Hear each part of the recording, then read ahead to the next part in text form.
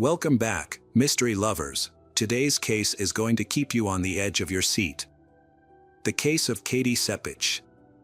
Katie, a 22-year-old woman, was known for her outgoing personality, intelligence, and vibrancy.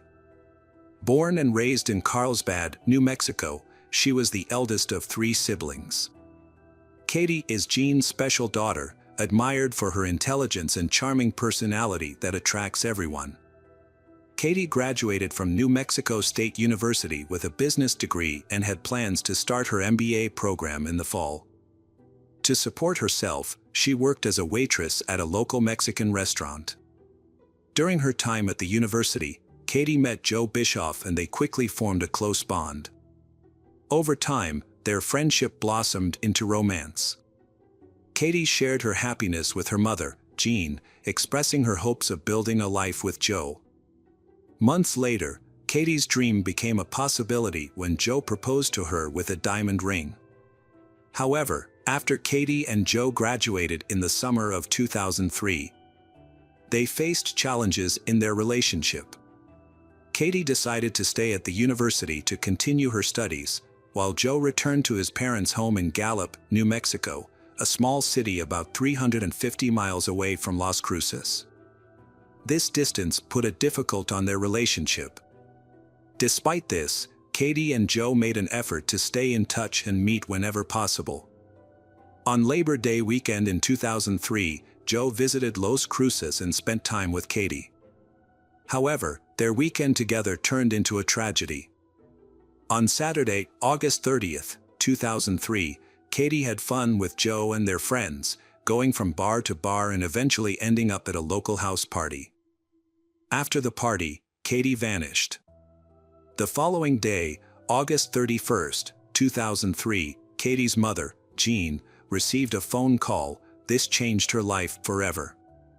Recounting that day, Jean described it as follows: she had been preparing for a Labor Day weekend cookout with her family and friends when the phone rang at 2:15 afternoon, bringing news that would shatter her world. The caller asked, "Have you talked to Katie today?"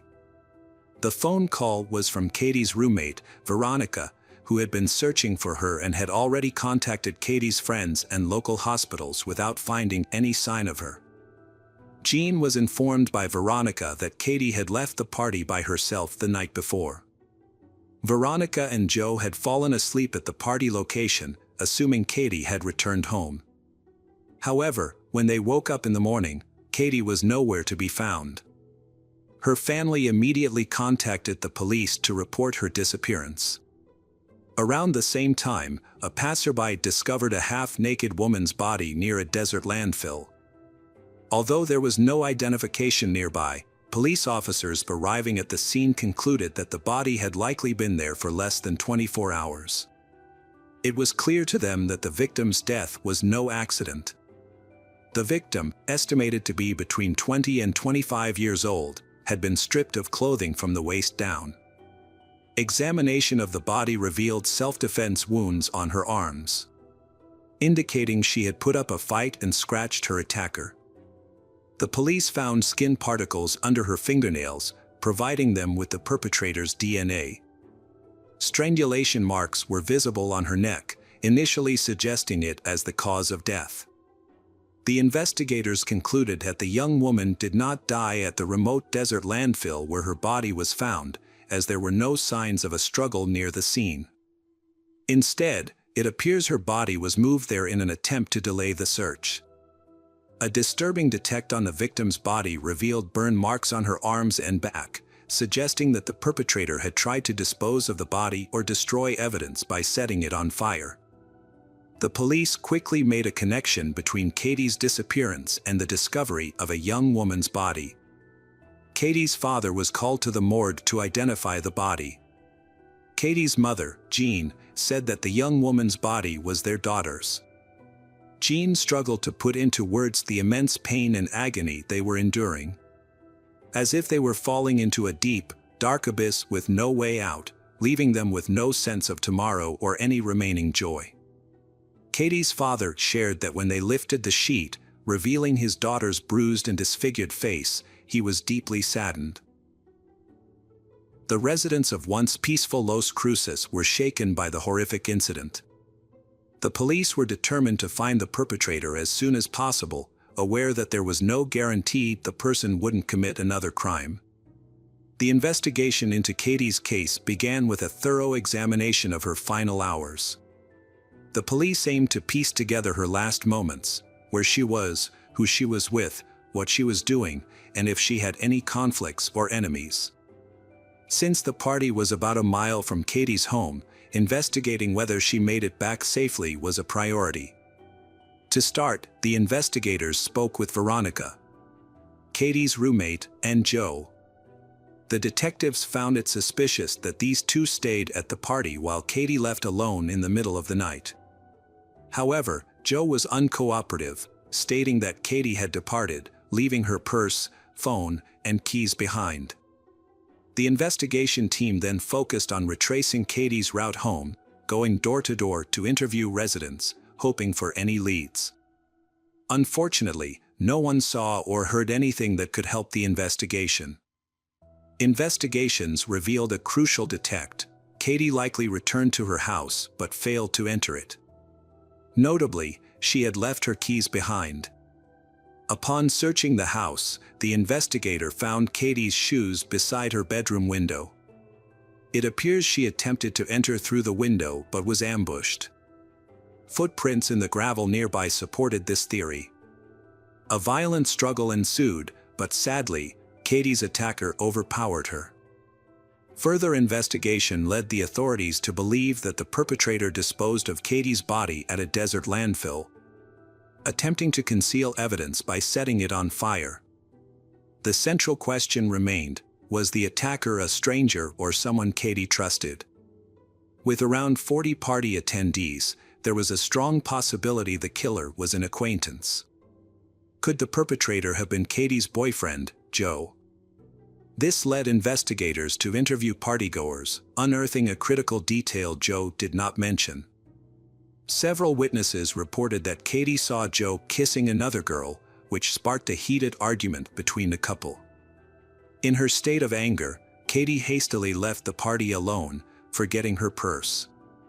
When questioned by police, Joe neglected to disclose this crucial information. He also did not inform Katie's parents about the incident, despite their curiosity about why Katie had left the party by herself. The investigators questioned Joe again about his whereabouts on the night of Katie's murder. They had discovered that he and Katie had a fight earlier that evening after she saw him kissing another girl. Joe acknowledged the argument and explained that he followed Katie home but did not enter her house. He claimed he saw her bedroom light was off and assumed she was asleep, so he returned to the party. However, the new information sparked suspicion because it indicated Joe was not at the party when the attack occurred, and none of the partygoers could confirm when he returned. During further interviews with party attendees, investigators found another peculiar detail. When he returned to the party, Joe called Katie. Then Joe heard the phone ring, and he realized that she had left her phone at the party. Despite this, Joe continued to phone her until morning. Was he trying to create an alibi or pretend to be concerned about Katie's well-being? Investigators asked Joe to clarify his actions, but he refused to cooperate with them any. Katie loved Joe very much, but he didn't even come to her funeral, which aroused even greater suspicion. Investigators decided to test his DNA.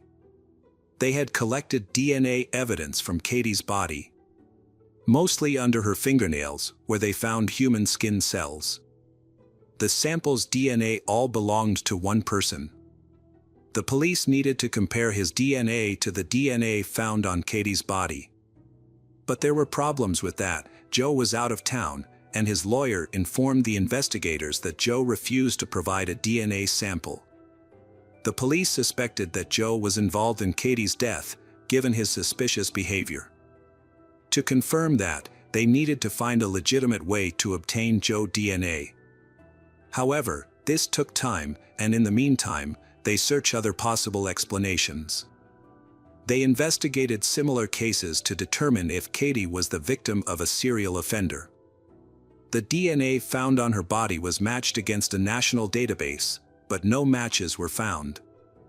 The investigators decided to revisit the party where Katie was last seen. They identified the male attendees and asked for their DNA samples, which they all willingly provided. However, none of their DNA matched the samples found on Katie's body, leading the investigators to focus on Joe again. Notably, Joe was the only person who had refused to provide a DNA sample, but the investigators found an alternative method to obtain Joe's DNA sample. Katie and Joe spent time in her bedroom before attending the party, engaging in intimate contact. The police visited Katie's house and collected the bed sheet, hoping to find Joe's DNA. Their efforts were successful, and the lab discovered a sample of male DNA on the sheet. However, the DNA did not match the sample found on Katie's body, indicating that Joe was not the suspect. This discovery raised further questions about Joe's behavior, as he had refused to cooperate with the police despite not being involved in the attack on his girlfriend. The police sent the test results to Joe's lawyer, informing them that he had been cleared as a suspect. Joe agreed to talk to the police again and provided a DNA sample. The results supported the initial findings. Joe was not involved in Katie's crime. When questioned about his initial reluctance to cooperate, Joe explained that he and Katie had been intimate before the party, and he was worried that his DNA would be found on her body. The mystery surrounding Joe's behavior on the night of Katie's death remained unsolved for the police and Katie's family. After Joe was cleared as a suspect, the police explored alternative theories. Party attendees informed investigators that Katie was wearing rings, including the one given by Joe, but none were found on her body when it was discovered. The police believed that the killer removed the rings from Katie's fingers. They searched local pawn shops but did not find Katie's rings. The discovery of specific tire tracks near where Katie's body was found provided another new lead. Experts identified the tire brand and model, and the manufacturer informed the police that these tires were most commonly used on pickup trucks. Unfortunately, this information did not help identify the culprit, and the case hit a dead end. A year after Katie's attack, a similar crime occurred in Wisconsin. A girl in Green Bay was assaulted, set on fire, and left for dead. However, the victim somehow managed to survive by pretending to be dead. Once her attackers left, she put out the flames and sought help at a nearby residence. The survivor described her attackers to the police as two Hispanic men. The police created sketches based on her description and released them to the public. A local farmer recognized the men in the sketches as his workers, Gregorio Morales and Juan. One of them had relatives in Los Cruces, and he often visited them. Both men were arrested. As a result, the police were able to apprehend both suspects. Initially, investigators thought they had identified Katie's attacker, but the DNA test results contradicted this conclusion. The sample's DNA did not match the DNA found on Katie's body. Although Gregorio Morales and Juan were later convicted of assaulting the girl in Green Bay, they were not linked to Katie's case. Gregorio Morales and Juan were sentenced to 50 and 70 years in prison, respectively. The only leads the police had to go on were the tire tracks from the crime scene and the DNA samples of the perpetrator. Katie's family was hopeful that these DNA samples would allow the police to identify the person who took their daughter's life. Unfortunately, there were complications with the DNA evidence. At that time, police were not mandated to collect DNA samples from individuals when they were arrested. Katie's mother was shocked and devastated by the loss of her daughter to a violent man. The family's main concern is to find out the identity of the perpetrator, understand the motive behind this terrible crime, and most importantly, that the killer is held accountable and no longer poses a threat to others. The lead detective gives an update on the case, saying that aside from DNA evidence, they currently lack concrete other leads to investigate further. Katie had fought hard for her life, which resulted in her killer's blood and skin being found under her fingernails. This had allowed investigators to create a DNA profile. Detectives uploaded the DNA into CODIS, the National Forensic Database, and then checked it against the offender database on a weekly basis to see if there was a match. Although they had the killer's identity through the DNA profile, the police needed to find the matching individual in their database to make an identification. Katie's family felt hopeful, they knowing the police would eventually match the DNA to a suspect, bringing them closer to justice for their daughter's tragic death. Katie's murder case saw a major breakthrough 3.5 years later. On December 18, 2006, the lab found a DNA sample that matched the DNA found on Katie's body. The perpetrator was identified as 26-year-old Gabriel Avila, a married man of 2. He has a very long previous criminal record and had been released from prison shortly before Katie's death. On November 13, 2003, Gabriel Avila was apprehended by authorities after breaking into an apartment, armed with a knife. Fortunately, 2 young women inside the apartment managed to evade his attack by quickly locking themselves in the bathroom and dialing 911 for emergency assistance. He was convicted of aggravated burglary in March 2004, but released on bond. A flaw in the system caused a significant delay, and it wasn't until 3.5 years later that investigators were able to link him to Katie's death. Gabriel Avila managed to evade police for nearly a year. Then, he being apprehended in November 2004, based on a tip. He received a 9-year prison sentence. While in prison, Gabriel Avila provided a DNA sample, but it took 2 more years to be tested. Once the results showed a partial match with the DNA from Katie's crime scene, investigators quickly jumped into action. They found the truck Gabriel Avila used to dispose of Katie's body and discovered a ring belonging to her in the center console. In 2006, after finding a ring belonging to Katie in Gabriel Avila truck, detectives investigating Katie's case visited his in prison. Gabriel Avila confessed to the crime, explaining that while his wife was away, he was in the area to buy illicit substances. He claimed that he approached Katie and offered her a ride, which she declined. Later that night, Gabriel Avila encountered Katie again in front of her house. He stopped and offered her assistance, and that Katie told him she was locked out without her purse. Gabriel Avila attempted to help her, but he then attacked and began undressing Katie. What followed was a violent assault. After the assault, Gabriel Avila panicked and decided to strangle Katie out of fear that she would identify him. Despite Katie putting up a brief struggle, Gabriel Avila restrained her, unable to let go, ultimately leading to her death. Gabriel Avila claimed he put Katie in his pickup truck and drove her to a desert landfill, where he left her body on the ground. He attempted to burn the body, thinking it would eliminate evidence. But this effort was unsuccessful. A new DNA sample from Gabriel Avila matched the DNA found at the scene. When authorities found DNA on Katie's body in 2003, her parents were optimistic that it would help quickly find a suspect. However, at the time, there was a significant gap in the law. In New Mexico and most states, it was illegal to take DNA when someone was arrested. DNA could only be collected from individuals who had been convicted of a crime and sent to prison. This meant that the DNA on Katie's body couldn't initially be matched. The trial of Gabriel Avila, who was accused of the crime, began in 2017. Gabriel Avila apologized to Katie's family during the trial. His lawyer asked the judge to consider showing leniency, emphasizing that Gabriel Avila was genuinely remorseful for his actions. In contrast, District Attorney Susana Martinez countered that it took Gabriel Avila more than 3 years to confess to the crimes, and he only did so after detectives presented him with DNA evidence. At the sentencing, David, Katie's father, pleaded with the judge to hand down a severe punishment. He stressed that because Katie would never have another opportunity in life, it was only fair that her killer should not be given a chance to be free again.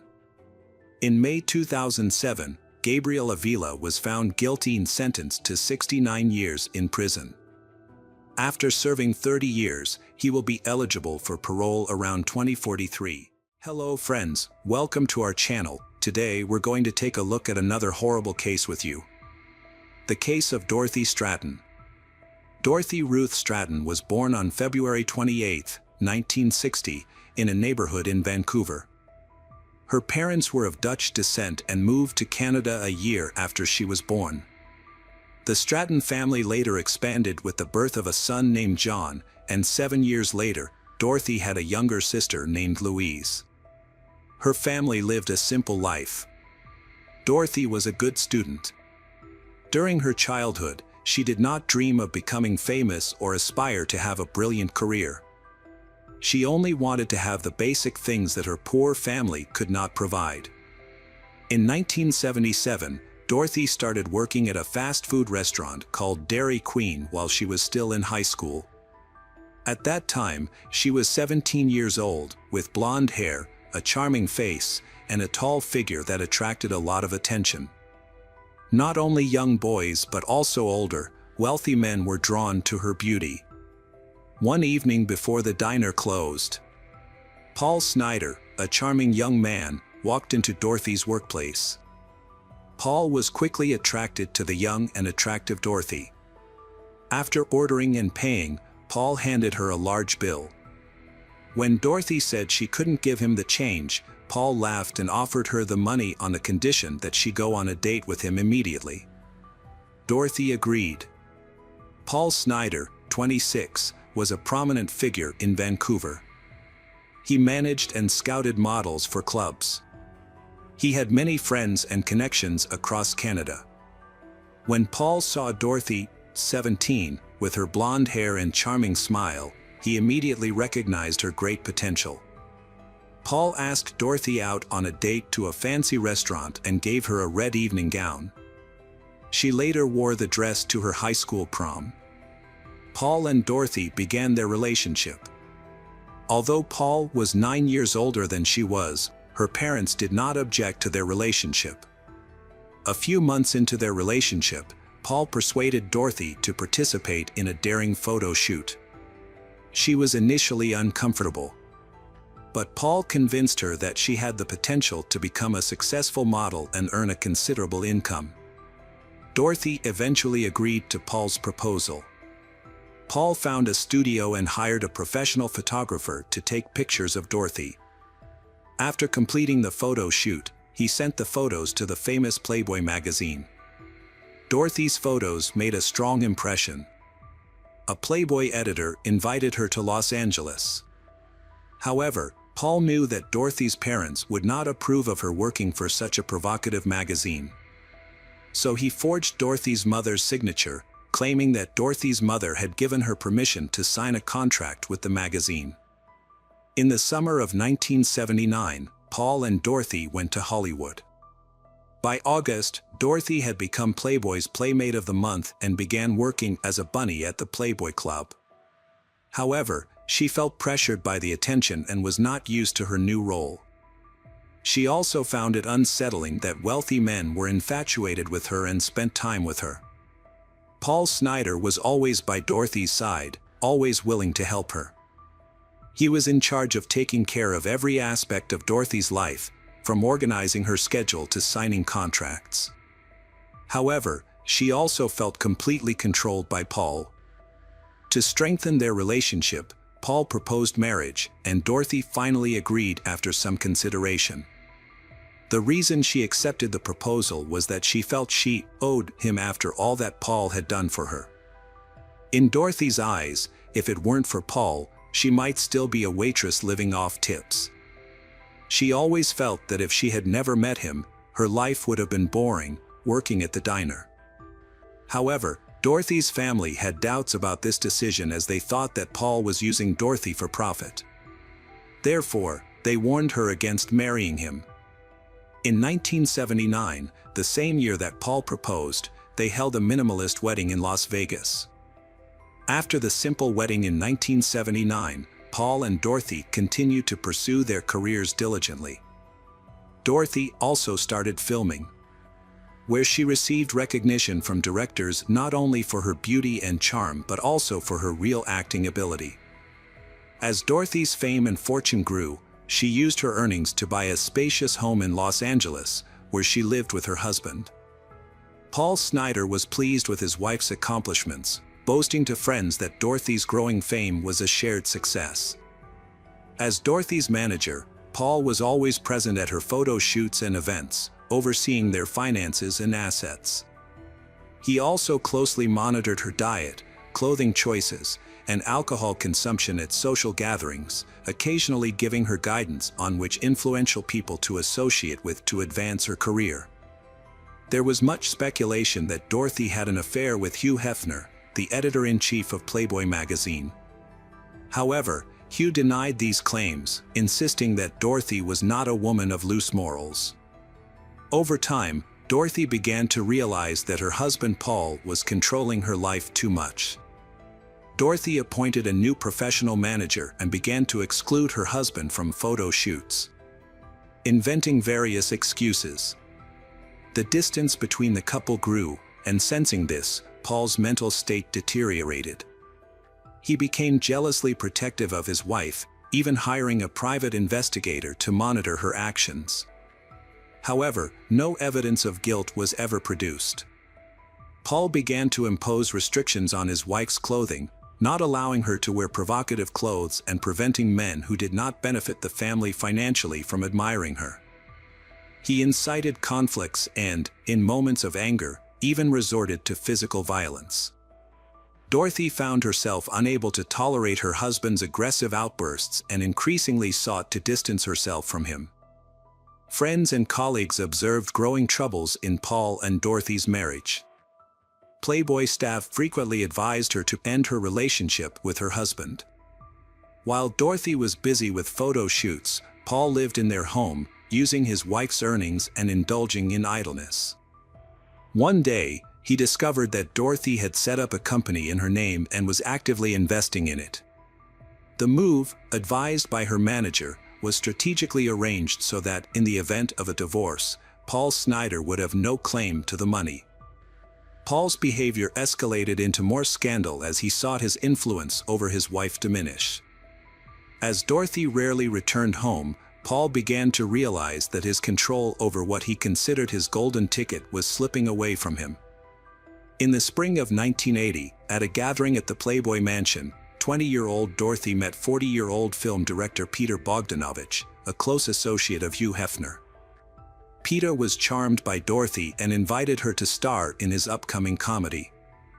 Everyone laughed, and Dorothy accepted the offer to play a mistress. On March 22, Dorothy set off alone to New York to shoot the comedy. She lied to Paul, telling him that the director had forbidden anyone other than the cast and crew from being on the set. In fact, she feared that Paul might cause a disturbance during filming. Furthermore, Dorothy asked her manager to filter calls from her domineering husband while she was on set. In New York, Dorothy found herself infatuated with Peter, and a passionate affair blossomed between the actress and the director. Dorothy exuded joy at being with the new person in her life, not wanting to miss out on the opportunity with a sophisticated, wealthy, and influential director. Her attitude towards her husband became distant and cold. Dorothy spent 2 months in New York, and during this time, Paul was left alone in their large home in Los Angeles. Sometimes Paul brought other women home, who were shocked to discover that Paul was being unfaithful to such a gorgeous wife who was also a Playboy model. In April 1980, Dorothy returned to California to attend the Playboy Awards. She won the prestigious title of Model of the Year and appeared on the cover of the magazine, winning a new award. As part of the recognition, she received a lavish gift from Playboy, a Jaguar sports car, and a cash prize of $200,000. She developed a close friendship with Hugh Hefner, the editor-in-chief, who had high hopes for her. After the ceremony, Dorothy embarked on a 2-week promotional tour across Canada. During the weekend, Dorothy attended a party with director Peter. Meanwhile, she was planning to spend the final part of the tour with her family in Vancouver. However, Paul found out about these plans and immediately traveled to Vancouver, where he had experience managing clubs and numerous connections. During Dorothy's brief break, Paul coerced her into working in clubs and kept all the profits. This period led to a significant conflict between the couple. Dorothy was in tears, contemplating giving up her career to salvage the marriage. She expressed a desire to return to her parents' house with Paul and start a new life. Paul dismissed this idea. After the tour in Canada, Dorothy returned to New York to continue filming while avoiding her husband. At one point, she phoned Paul and requested some space in their relationship. Paul became depressed and angry with Dorothy. At the time, he was having an affair with a girl under the age of 18.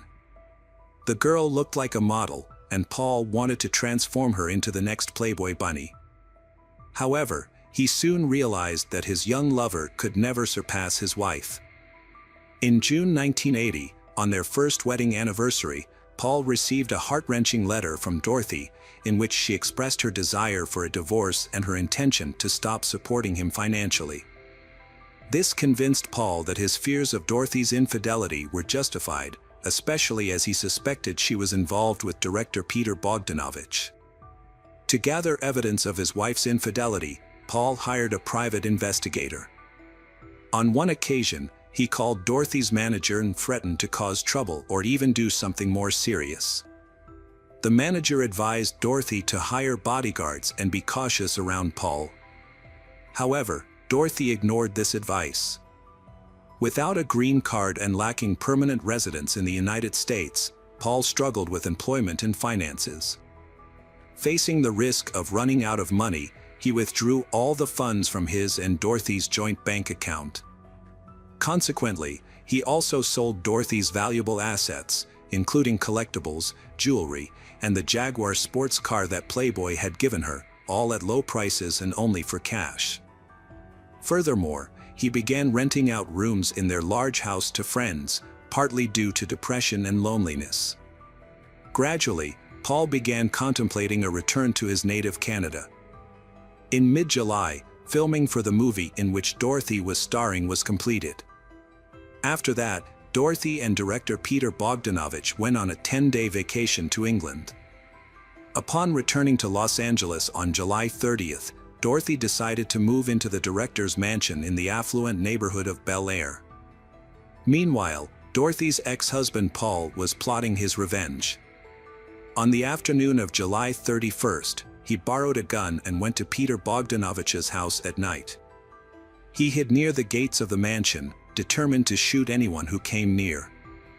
After hours of fruitless waiting, Paul became desperate and drove to a mountain area overlooking Los Angeles. During his time alone there, he was plagued by painful thoughts of suicide. When he returned home late at night, Paul still harbored hopes of reconciling with Dorothy. A week later, on August 8th, he convinced Dorothy to meet him at his house. However, Dorothy had changed significantly since their separation. She had become a confident woman with a newfound charm and was no longer affected by Paul's words. Dorothy told Paul that she was in love with another man and wanted a divorce. Paul remained calm and asked her to come back in a week to discuss the breakup amicably. However, the next day, Paul attempted to purchase a gun. He visited several stores but was unable to buy one because he was a Canadian citizen. Paul asks his private investigator to purchase a rifle for self-defense and home security reasons, but the private investigator advises against it and refuses to assist. On August 11th, Paul finds an ad in the newspaper for an old 12-gauge shotgun for sale. He decides to go to the San Fernando Valley to check it out and possibly purchase the shotgun. However, he gets lost and cannot find the address, so he returns without the shotgun. 2 days later, on August 13th, Paul returns to the same location and finds the seller. He purchases the old shotgun and tells the seller that he will use it for hunting. On August 14th, Paul asks his roommate to leave the house so he can talk to his wife, Dorothy, in private without interruption. Dorothy's managers and assistants advised her to accompany them to the meeting or to resolve the issues over the phone. However, Dorothy decided to go alone. She brought a large sum of money to express her gratitude to Paul for his past help. She hoped that the meeting would be peaceful and that she could maintain a friendly relationship with Paul. Dorothy planned to have a short meeting with Paul, so she scheduled a photo shoot for that evening. At noon on August 14th, Dorothy went to meet Paul at his home. Upon arrival, Dorothy received a safety check call from her manager. They had previously set up a specific code for her to use if she encountered any problems. After assuring the manager that everything was fine, the call ended. However, the conversation between Dorothy and Paul gradually became tense and escalated into a dispute.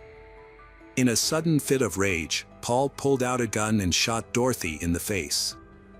After causing Dorothy's death, Paul seemed to lose control of himself and behaved strangely. He eventually took his own life. At 8 p.m., Dorothy's roommates returned home and found her car parked in front of the house. When they entered the house, they saw Dorothy's handbag in the living room and thought that Paul and Dorothy had made up. They assumed the couple was in the bedroom, so they decided to retreat to their own room and keep quiet. Dorothy's managers became increasingly worried when they could not reach her by phone. They finally managed to contact Paul and Dorothy's roommate at 11 p.m. After a brief conversation, the roommates decided to check out the situation in the master bedroom. When they entered, they witnessed a horrifying sight. Both Dorothy and Paul had died. According to the autopsy, Dorothy Stratton, 20, died about an hour after she arrived home. Dorothy's husband, Paul, died about an hour after his wife's death. Hugh Hefner was one of the first people to be informed of the tragic event. He called his friend Peter Bogdanovich and broke the news of Dorothy's death. When Peter heard that Dorothy had died, he was so shocked that he fainted. He then spent a long time on sedatives to overcome his pain and grief. As a result, Playboy magazine was sent out for publication before the editors knew about it, so the August cover was not changed. Consequently, the magazine was published with a picture of Dorothy Stratton, who had tragically passed away. However, for the annual Playboy issue, her image was replaced with that of another model. Peter Bogdanovich was responsible for organizing and financing Dorothy Stratton's funeral. The loss of his lover had a profound impact on him. He decided to cremate her remains, which were then buried in a Los Angeles cemetery. After the tragic death of the model, the film studio decided not to release They All Laughed, the comedy in which Dorothy had starred. Determined to promote the work, Peter bought the film rights with his own money. The comedy, They All Laughed, was finally released in 1981. Despite his efforts, the film did not receive significant praise and failed to attract much audience attention. This commercial failure cost Peter millions of dollars and eventually led to his bankruptcy. Several years after Dorothy Stratton's death, rumors surfaced that director Peter Bogdanovich had secretly met with Dorothy's younger sister, Louise Stratton, who was then 13 years old. The Stratton family strongly denied these claims and took legal action against the spread of these rumors. However, in 1988, 8 years later, Peter, then 49, actually married Louise Stratton, who was then 20. Louise later stated in interviews that their romance began when she was 18. Peter Bogdanovich and Louise Stratton were married for 13 years, ending in divorce in 2001. Peter never remarried, devoting his life to filmmaking. He died in 2022 at the age of 82. Louise Stratton, who now resides in her hometown of Vancouver, pursued a career as an actress and film director. Hey detectives! Welcome back. We've got another mysterious case to explore, the case of Angie Hausman. Angie Hausman was born on February 18, 1984, in St. Louis, Missouri. Her father had left the family before her birth, and as a result, she never had the opportunity to know him. When Angie was 1 year old, her mother married a man named Ronald, and they had a son together. Angie got along well with her stepfather and was very close to her younger brother. Angie was a friendly and outgoing child who easily made friends with those around her. She lived with her family in a quiet suburban area of St. Louis. In 1993, at the age of 9, Angie attended the 4th grade at a local elementary school, which was just over a mile from her home. To get to school, she would take the bus from a nearby stop, and her parents felt relatively safe allowing her to travel alone due to the stop's proximity to their house. Angie usually walked to the bus stop with other neighborhood children, and after school, they would be watched over by several parents who would keep an eye on them from their windows as they made their way home. A tradition established in the neighborhood was that locals would watch over children and make sure they got home safely from the bus stop. On November 18th, Angie followed her usual routine and attended school, finishing at 3 p.m. She boarded the school bus with some neighborhood kids and got off at her stop. The other kids lived closer to the stop, so they walked ahead, leaving Angie to walk the remaining short distance home alone. However, Angie failed to arrive home, which was unusual. Her parents started to worry about half an hour later. They decided to walk along Angie's usual route from their house to the bus stop to see if they could find her. During their search, they spoke with other kids from Angie's school. They confirmed that she had gotten off the bus with them and was walking toward her home. Her parents also talked to neighbors who usually kept an eye on the kids but were busy that day and didn't see anything. Angie's parents and their friends combed the area but couldn't find her. As night began to fall, Angie's parents decided to call the police for assistance. Police officers quickly joined the search for Angie. The cold weather made it unlikely that she would have wandered off on her own, so they initially focused on the possibility of something more serious happening to her. A recent kidnapping in the neighborhood, involving an 11-year-old girl just 10 days earlier, further heightened their concerns. The man had approached the girl as she got off the school bus and tried to drag her into the bushes, but she managed to escape. Since the man was still at large, the police considered the possibility that he might be involved in Angie's disappearance. The police brought in dogs trained to track scents, and the dogs picked up Angie's scent near the bus stop. The dogs followed the scent for about half the distance to Angie's house, but then lost it. This suggested that Angie might have gotten into a vehicle at that point, which made the police think that she might have been abducted. The police also used helicopters with special sensors to search the area and looked along the banks of a small stream near Angie's home, but they did not find Angie or any of her belongings. The first day of the search for Angie yielded no results, prompting the police to reach out to the media for assistance. As a result, news of her disappearance spread rapidly throughout the city, generating over 300 calls to the police department within 24 hours. More than 20 additional officers were brought in to help handle the large number of new leads in the case. Despite this effort, none of the leads led to Angie's discovery. Detectives explored every possible scenario, and from the early stages of the investigation, they began to scrutinize Angie's stepfather. He denied any involvement in her disappearance and claimed he would never harm her. To clear his name, he agreed to a polygraph test and other checks, urging the police to focus on finding Angie rather than wasting time on him.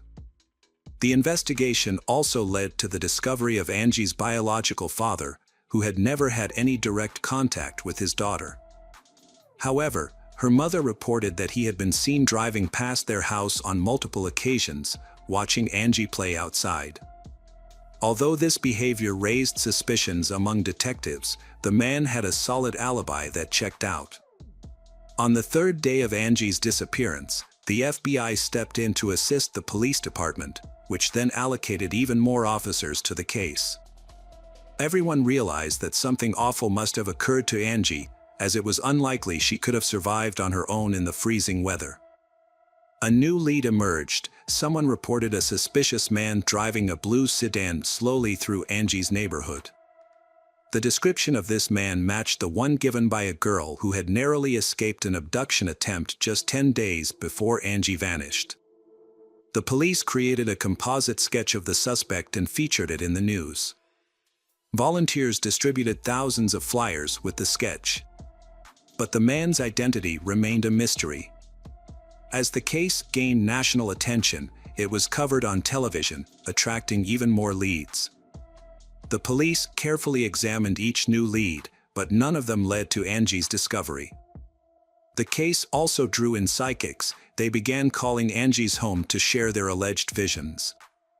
One psychic claimed that Angie was alive and even provided a specific location where she being held, a large national park 25 miles from her home. However, the detectives did not give any credence to these claims. A reward of $10,000 was offered to anyone who could provide information about Angie's disappearance, which led to a large number of tips being submitted. During the investigation, detectives discovered a concerning detail. Angie had told her teacher a few days before she vanished that she planned to go on a nature trip with her uncle. However, Angie's parents were unaware of any uncle, and it seemed Angie had fabricated this story. This led investigators to consider the possibility that Angie might have known her abductor beforehand and referred to them as her uncle. Unfortunately, the conversation with her teacher did not provide any information about this mysterious individual. The investigation stalled, with no progress made in the following days. On November 27th, 9 days after Angie's disappearance, an important development in the case was found. A hunter contacted the police, reported that he found a body in the woods of a national park. Upon arriving at the scene, police were met with a disturbing sight. A young girl's body was tied to a tree, naked, with her head completely wrapped in tape except for her nose. Her hands were also bound with handcuffs. Near where the body was found, they found a bag containing personal items, which were quickly identified as Angie's remains. Among the belongings were notebooks with her name. After being transferred to the medical examiner, a detailed examination of the body revealed additional shocking facts. The removal of tape from her head uncovered a piece of underwear lodged in her mouth. The autopsy results indicated that Angie's death had occurred only a few hours before the body was discovered. This suggested she was held captive for 9 days, only to be left to freeze to death at the scene. Experts further determined that Angie suffered numerous injuries and had been sexually assaulted during her ordeal. Forensic analysts carefully inspected every proof collected from the crime scene and identified a fingerprint on the tape used to wrap Angie's head. They cross-referenced this evidence against potential suspects in their database, but unfortunately, this led to no new leads. The discovery of the body accelerated the police investigation, prompting the allocation of additional resources to help solve the case. The community was shocked by the extreme brutality of the crime and was deeply concerned for their children's safety, with many escorting their kids to bus stops and keeping a close watch over them at all times. A few days after Angie's discovery, concerns escalated further. On December 1st, 10-year-old Cassidy went missing from a nearby town, just 10 miles from Angie's home. Cassidy asked her mother for permission to visit friends who lived just a few hundred yards away, but then she disappeared. Cassidy's disappearance sparked an extensive police investigation, and detectives began to suspect the possibility that Cassidy's case might be linked to a serial killer. Although they considered the possibility that the same person was behind both abductions, they lacked concrete evidence to support this theory. 10 days later, Cassidy's body was found in St. Louis, wrapped in bed sheets and covered with a pink curtain. The cause of death was severe head injuries. Despite efforts, detectives couldn't find any leads to the killer. Furthermore, they started questioning whether the same person was responsible for both Angie's and Cassidy's deaths. Detectives suspected they might be dealing with two different killers due to the distinct characteristics of the crimes. Around the same time, they identified a 37-year-old man named Gary as a potential suspect. Gary had previously attempted to abduct a girl just before Angie went missing and regularly traveled to St. Louis for work. The man was initially investigated for potential involvement in the murders of Angie and Cassidy, but he had an alibi for the time of their disappearances. Although he was not connected to these crimes, he did admit to assaulting 4 other girls and was subsequently sentenced to 5 years in prison. In February of the following year, a significant development in the case was revealed when detectives finally found Cassidy's body. Nearby, they found tire tracks that were identified as coming from a pickup truck model frequently used by a prominent car rental company. The distinctive vehicles were easily recognizable due to their vibrant brand logos. With this new information, detectives interviewed residents in Cassidy's neighborhood, asking if anyone had seen one of these pickup trucks. One woman reported seeing a vehicle from the car rental company near her neighbor's house about a week after Cassidy's disappearance. Police found a woman who lived with her husband and brother at the house they were investigating. When questioned, the woman claimed neither she nor her husband, brother had rented the pickup associated with the crime, and they had no involvement in the case. However, detectives were skeptical of her claims and obtained a search warrant for the house. Upon searching the house, investigators found blood traces from the victim, Cassidy, in the basement, along with the murder weapon. Further investigation revealed that the woman's brother, Thomas, was the one who had rented the pickup in question. Initially, Thomas denied any involvement but eventually confessed when confronted with the evidence. According to Thomas's confession, Cassidy had come to his door, wanting to invite his nephews out to play. He invited her into the house and led her to the basement, where he attempted to assault her. When Cassidy screamed, Thomas struck her with a heavy object and then covered her body with bed sheets. After committing the crime, Thomas went to work as usual. Upon returning home, his sister told him that she had discovered the body in the basement. She made it clear that she didn't want to know the details of what happened and insisted that the body be disposed of immediately. Cassidy's body remained in the basement for a week due to ongoing searches, and Thomas was too afraid to move it. Once things had calmed down, he rented a pickup truck and took the body to St. Louis. He hid her body there. Thomas was eventually sentenced to death for his crimes but died in prison several years later due to illness. Despite being questioned about Angie's case, he maintained his innocence, leading detectives to conclude that the crimes were unrelated. The investigation stalled for many months with few leads coming in. Years after Angie's murder, detectives faced another challenge when the reward for information was set to expire, sparking concerns that the public would stop providing tips and assistance in the case. However, in 2001, a local businessman donated $250,000 as a reward for information on Angie's case. This large sum of money caused a spike in many information to the police. But unfortunately, there are no clues to help solve the case. In 2001, a new development emerged in the Angie Houseman case when Corey Fox, an inmate, turned himself in and confessed to multiple murders, including the murder of Angie Houseman. Corey Fox provided detailed information about Angie's abduction and captivity, including being tied to a tree, with her underwear used as a gag. However, upon further questioning, detectives found inconsistencies in his confession, such as incorrectly stating that Angie's hands were restrained with plastic handcuffs instead of iron ones. Further investigation revealed that Corey Fox also fabricated parts of his confession, possibly due to extensive media coverage of Angie's case. Another tragic case happened in 2002, the abduction and murder of a 6-year-old girl, briefly sparked renewed interest in Angie's case. However, it was soon determined that the two cases were unrelated. The perpetrator in the 2002 case was a neighbor. He quickly confessed during interrogation, while Angie's case remained unsolved.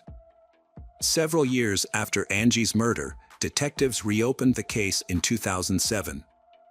They re-examined the documents and found a peculiar detail. A man named Roger Martin was in a parked car near the crime scene when Angie's body was discovered. When questioned, Roger claimed he was in the area for hunting, but a search of his car found no hunting gear. Further investigation revealed that Roger had a criminal record involving children, including an assault near the location where Angie's body was found.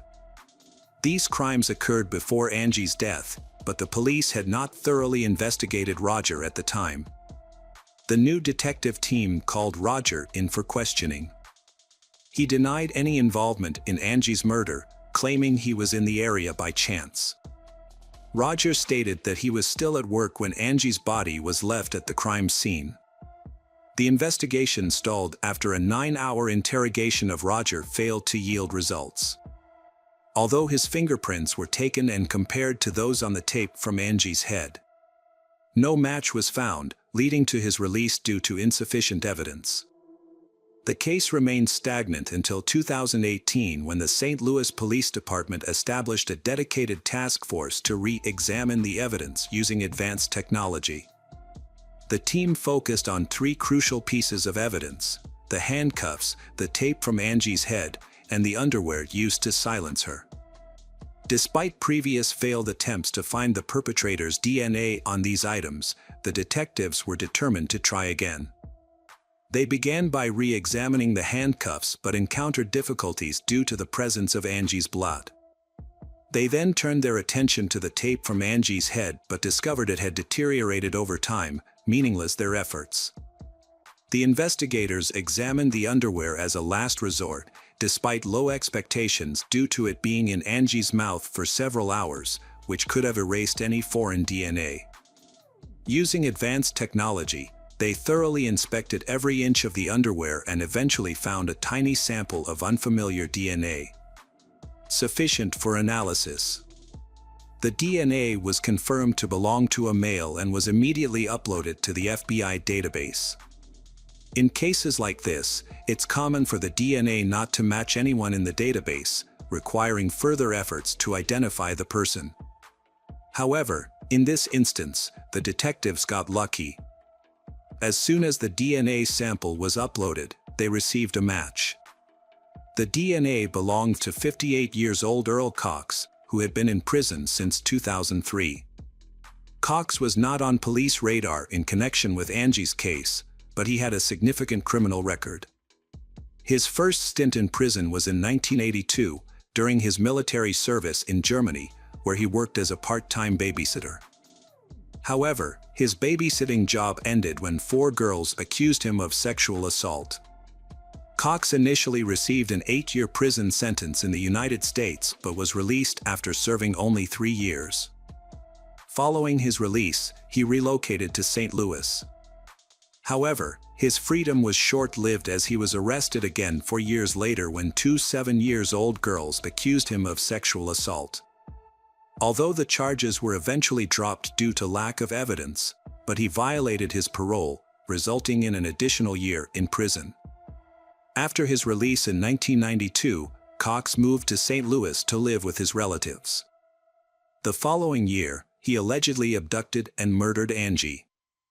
In 2002, Cox was arrested again, this time for operating a major online platform where users shared child abuse materials. The FBI had been investigating the platform and caught Cox in a sting operation when he attempted to meet an undercover agent posing as a 14-year-old girl. Cox had planned to make the girl his slave and had sent her money for a bus ticket. However, when he arrived at the meeting place, he was met by armed FBI agents and arrested. A search of his computer revealed over 45,000 images of child abuse, as well as evidence that he was the mastermind behind the online platform. This led to the arrest of 60 more individuals associated with the site, marking one of the largest operations against pedophiles in the country. In 2003, Cox was sentenced to 10 years in prison. However, when his term ended, a judge used a legal loophole to keep him detained, citing him as a serious threat to children. He remained in prison until 2019, when his DNA sample matched the DNA sample from Angie's case. Detectives visited Cox in prison to discuss the match, but he denied any involvement and requested a lawyer. Given the strong DNA evidence against him, the police knew Cox's chances of winning in court were slim. Instead of pursuing a trial, investigators contacted Earl's lawyer with a proposal. In exchange for Cox's confession to Angie's murder, the prosecution would drop the death penalty and seek a life sentence instead. Aware of the strong evidence against him, Cox agreed to the deal. Detectives returned to the prison to hear Cox's account of the events. Although some parts of his story seemed unlikely, the crucial aspect for investigators was his admission to the murder. Cox claimed that on November 18, 1993, he was driving near his mother's and sister's neighborhood when his car broke down in the middle of the road. When he tried to examine the car, a school bus stopped, and several children got off. The children went into their homes, except for one girl, Angie. According to Cox, Angie approached him, and they briefly talked. He noticed she was cold, so he offered her a ride in his car, which she allegedly accepted. Cox then took Angie to Burger King to eat and later brought her to his home, where he claimed to have sexually assaulted her over several days. Eventually, Cox decided to get rid of Angie, taking her to the location where her body would later be found. He tied her to a tree, claiming she was still alive at that moment. Detectives were skeptical about certain parts of Cox's story. Angie was unlikely to get into a car with a stranger, given the short distance to her home. The investigators also questioned the car breakdown in Cox's story. He claimed the car stalled, but it started again when Angie approached. It's more likely that the perpetrator targeted Angie and decided to abduct her. This hypothesis seems more plausible than Cox's account. The detectives got what they needed, a confession to the murder. In August 2020, Cox was sentenced to life in prison without parole. A judge handed down the sentence. Unfortunately, Angie's mother didn't live to see justice served. She died of cancer in 2016. Angie's father, Ronald, told reporters that Cox was responsible for his wife's death and should have been tried for 2 murders. A woman's life was forever changed after the loss of her daughter. She lost all interest in life and eventually passed away. Cox's story, however, took a different turn. The prosecutor reopened a case involving the sexual abuse of 2 7-year-old girls, for which Cox had previously received a lenient sentence of 1 year in prison for violating his parole. The police reached out to one of Cox's victims, now an adult, and asked her to testify against him. Cox ultimately admitted to his crimes and was given an additional 10 years prison sentence. In court, his victim spoke out, saying that despite Cox's terrible actions, but she would go on to live a happy and fulfilling life, while Cox would spend the rest of his life in prison. Hi there, investigators. It's time to uncover the truth behind another case. The case of Candy Rogers. Candace Rogers, also known as Candy, was born on July 18, 1949, in Spokane, Washington. She was an only child in her family, and soon after she was born, her parents divorced. Despite this, Candy maintained a close relationship with her father. Her father lived in the same city, so she got to see him frequently. Candy was a bright and cheerful child who loved spending time outdoors with friends, exploring nature, and playing with her dog. She had a strong desire to join the Campfire Girls, a well-known organization that provided girls with opportunities to learn new skills, go on hikes, and form lasting friendships. In 1959, at the age of 9, Candy finally got the chance to join the Campfire Girls, and she was overjoyed. As a member of Campfire Girls, one of her responsibilities was to sell mints door-to-door in her neighborhood. The organization provided her with boxes of sweets to sell. On Friday, March 6th, Candy planned to sell mints after school. After returning home, having dinner, and playing with her dog, she packed 8 boxes of mints and set out around 4 p.m. Candy had a plan to go door to door in her neighborhood, offering sweets to her neighbors. To avoid duplicating efforts, she and the other girls in the area had assigned specific streets to visit. However, when Candy failed to return home by 6 p.m. as expected, her mom started to worry. As night began to fall, her mom and grandfather set out to search for her, scouring the neighborhood streets but finding no sign of Candy. Soon, some family friends and neighbors joined the search, but despite their combined efforts, no one could find any trace of Candy. At this point, her mom decided to call the police for assistance. By the time the police arrived, the streets were dark, and something might have happened to Candy. The police began their investigation by questioning the neighbors and soon discovered that Candy had only sold 1 box of mints, suggesting that something might have occurred shortly after she left her house. A resident reported suggesting that something might have occurred shortly after she left her house. A resident reported seeing a girl matching Candy's description on a nearby street around 6:30 p.m. This was unusual, as Candy's mother had already begun searching for her by that time. Candy's grandfather had a strange experience as well, which occurred when he searched for her on the very same street. He narrowly avoided being hit by a speeding green 1953 Ford, which struck the curb. Unfortunately, he couldn't see the license plate number. The police issued a detailed description of the vehicle and initiated a search, but so far they have not been able to locate it. Later, around 9 p.m., several mint boxes were found scattered along the road near a bridge. These boxes belonged to Candy, increasing concerns for her safety. The police focused their search in this area, thoroughly searching both riverbanks and a small wooded area on either side. Despite an all-night search, Candy was not found. By morning, news of her disappearance had spread through local newspapers. And soon the case was being covered by statewide media. In 1959, child disappearances near their homes were unusual because it happened extremely rarely. The townspeople were extremely worried about this. To resolve this alarming situation, police have stepped up search work. They added mounted police, all-terrain vehicles and helicopters and military personnel to thoroughly search the area. In addition, over 1,000 volunteers joined in the massive search from both local areas and nearby cities. It became one of the most extensive search operations at the time. Despite these efforts, they still could not locate Candy. Another incident that added to the trauma of the town was when a search helicopter struck power lines and crashed. As a result, 3 of its crew members died. However, police remained dedicated and relentless, operating 24/7 on this case. With so many investigations open, officers still tried everything.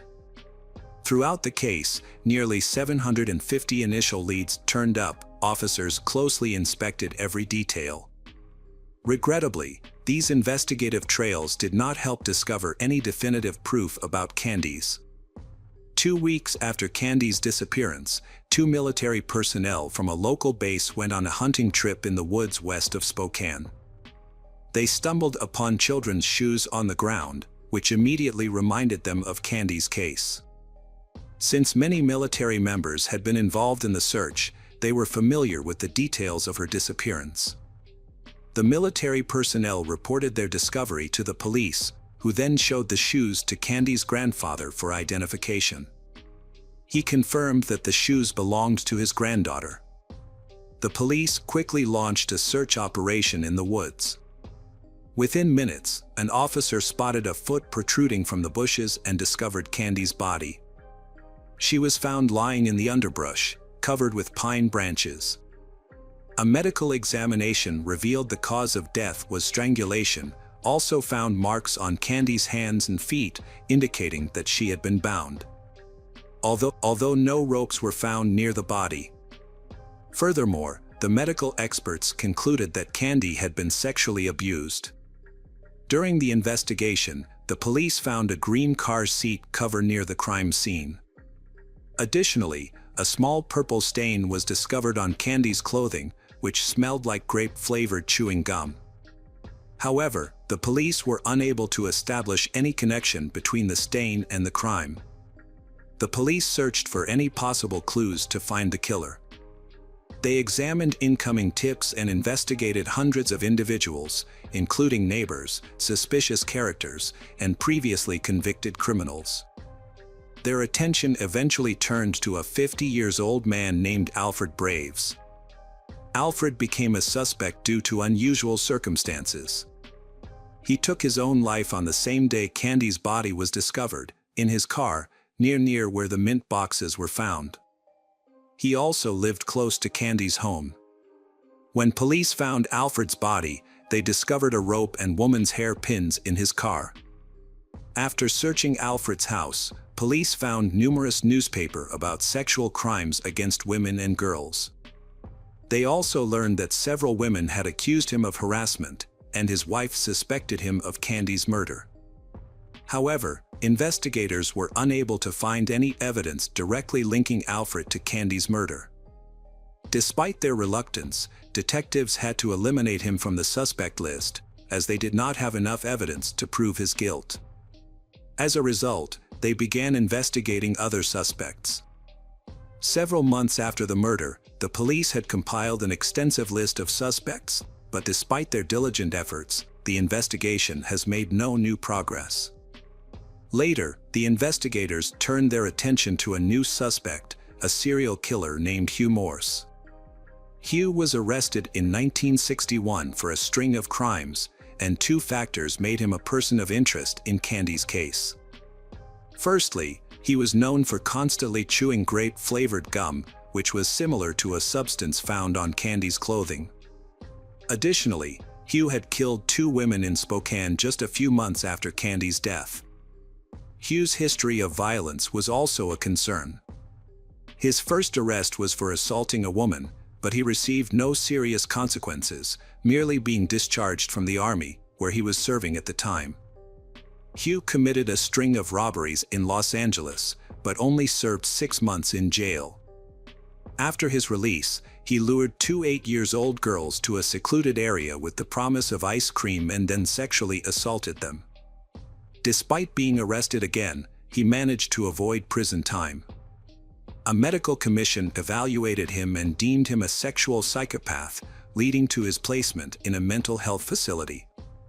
2 years later, doctors believed he was cured and released him from the facility. Hugh then moved to Spokane, where he began spying on women through their windows. In November 1959, Hugh broke into the home of a 28-year-old woman, assaulted her, and ultimately killed her. 10 months later, he entered the residence of a 69-year-old woman and repeated the same violent actions. A month after that, he attacked another woman, stabbing her multiple times, but she survived the assault. Hugh continued to travel from city to city, committing numerous crimes, including attacking women and girls with a knife, sexually assaulting them, and killing 2 more victims. His crimes eventually caught the attention of the FBI, and he was added to the list of the country's 10 most wanted criminals. He was eventually captured and sentenced to multiple life terms in prison. While serving his sentence, Hugh attempted to take his own life, but was saved by the prison guards and continued to serve out his sentence. Detectives investigating Candy's case visited him in prison multiple times, but he consistently denied any involvement in the crime. A polygraph test was also administered, which suggested he was telling the truth. However, lie detector test results are not considered reliable because their accuracy is only relative. Despite the lack of evidence, but investigators initially considered Hugh a primary suspect. Due to his background and the fact that he lived in Spokane at the time of the murder. However, he continued to deny any involvement and police were unable to find any evidence to prove his involvement in the crime. The investigation then shifted focus to another suspect, 49-year-old Howard Barnett. He was arrested in February 1960 on suspicion of molesting a minor girl. Before taking his own life in his cell at the Spokane police station, Barnett wrote a cryptic message in his own blood on the wall, stating, "I have a sin before the Lord." Detectives then began investigating Barnett's potential involvement in the crime, but they were once again unable to find any evidence of his guilt. Howard remained a primary suspect in the case due to his proximity to Candy's residence. Despite years of investigation, police continued to follow new leads and examine other potential suspects. A woman eventually came forward claiming to have seen a green car following Candy on the day she disappeared. Police refocused on locating the vehicle, but this lead ultimately yielded no results. It was notable that the woman waited many years to share this information. The case was reopened at various times, but each time investigators reached a dead end. Throughout the investigation, police not only had to pursue new leads but also had to verify the validity of confessions. 13 people gave false confessions to the crime. However, none of them were able to provide specific details that only the actual killer would have known. Instead, they often repeated details previously reported in the media. High-profile cases often exhibit unexpected and surprising behaviors, such as false confessions. In the case of Candy's murder, numerous detectives worked on the case over time, but none were able to solve it. This crime stood out as one of the most prominent and mysterious in the city and state. Before the murder, parents felt safe letting their children play outside, but the case led many to reconsider their views on safety. Years later, in the early 2000s, the case was reopened, and a new detective decided to use modern technologies to re-examine the evidence. Fortunately, the police had carefully collected and preserved the evidence in 1959, including a sample of male semen on Candy's clothing. Despite being stored for decades, experts were able to re-examine the sample, although it extremely challenging due to its age. After a lengthy investigation, experts finally extracted a DNA profile from the evidence and uploaded it to the FBI database. However, a search of the database yielded no matches. Further cross-examination of the profile with numerous suspect samples also proved unsuccessful. For many years, suspicion fell on Hugh Morse, but forensic evidence revealed no link between him and the crime. This lack of progress brought the investigation to a halt once again. Although the police had the killer's DNA, they struggled to identify the perpetrator. In 2021, a new detective reopened the case and decided to employ a new approach: genetic genealogy. This innovative method had already solved numerous cold cases and offered hope for finally resolving the standing mystery surrounding Candy's murder. The detective reached out to multiple labs that specialized in this type of analysis but was met with disappointment once again. To use this method, experts needed the original DNA sample, which was a challenge. Several labs attempted to work with the semen sample, but each concluded that it had degraded too much, making it impossible to extract the necessary information. The detective then consulted the final lab, which led to a long-awaited important discovery. With the help of state-of-the-art tools, the experts were able to successfully analyze the sample and obtain the perpetrator's DNA profile. This profile is then uploaded to a genealogy database to begin searching for the DNA owner's relatives. After a thorough investigation involving thousands of individuals, researchers pinpointed one family as the likely source of the DNA sample. They discovered that the DNA probably belonged to one of 3 brothers, all of whom had passed away. However, the team found that one brother had a daughter, and the police reached out to her for assistance. The daughter was shocked by the possibility that her father might be the killer, but she immediately agreed to help. She provided a DNA sample, proving that she was closely related to the person whose semen was found on Candy's clothing. With this new information, detectives obtained a court order to exhume her father's remains. A DNA profile extracted from the remains revealed a complete match with the DNA found on Candy's clothing, identifying the killer as John Hoff, 62 years after the crime. Hoff had never been a suspect despite hundreds of others being investigated over the years. Detectives investigating Hoff's biography uncovered his involvement in multiple crimes. At the time of Candy's murder, Hoff was 20 years old and lived close to her house, less than a mile away. He was also a soldier in the army, stationed at a nearby base, where Candy's body was found. 2 years after the murder, Hoff attacked another woman, binding and sexually assaulting her before attempting to kill her. However, the woman survived the attack. Following his arrest, Hoff received a 6-month prison sentence and was dishonorably discharged from the army. After his release, Hoff started a family, having 2 sons and 2 daughters, and he living an ordinary life. He changed jobs several times and at one point, suffered a severe chemical burn to his face while working at a food packaging plant, leaving a scar to his face. Hoff's life ended in June 1970, 11 years after Candy's murder, when he took his own life without leaving a note. Further investigation revealed that Candy might have known Hoff, as she was friends with his 10-year-old sister at the time.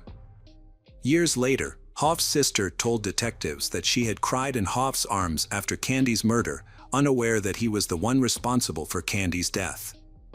Candy's parents did not live to see the day when the killer's identity was revealed.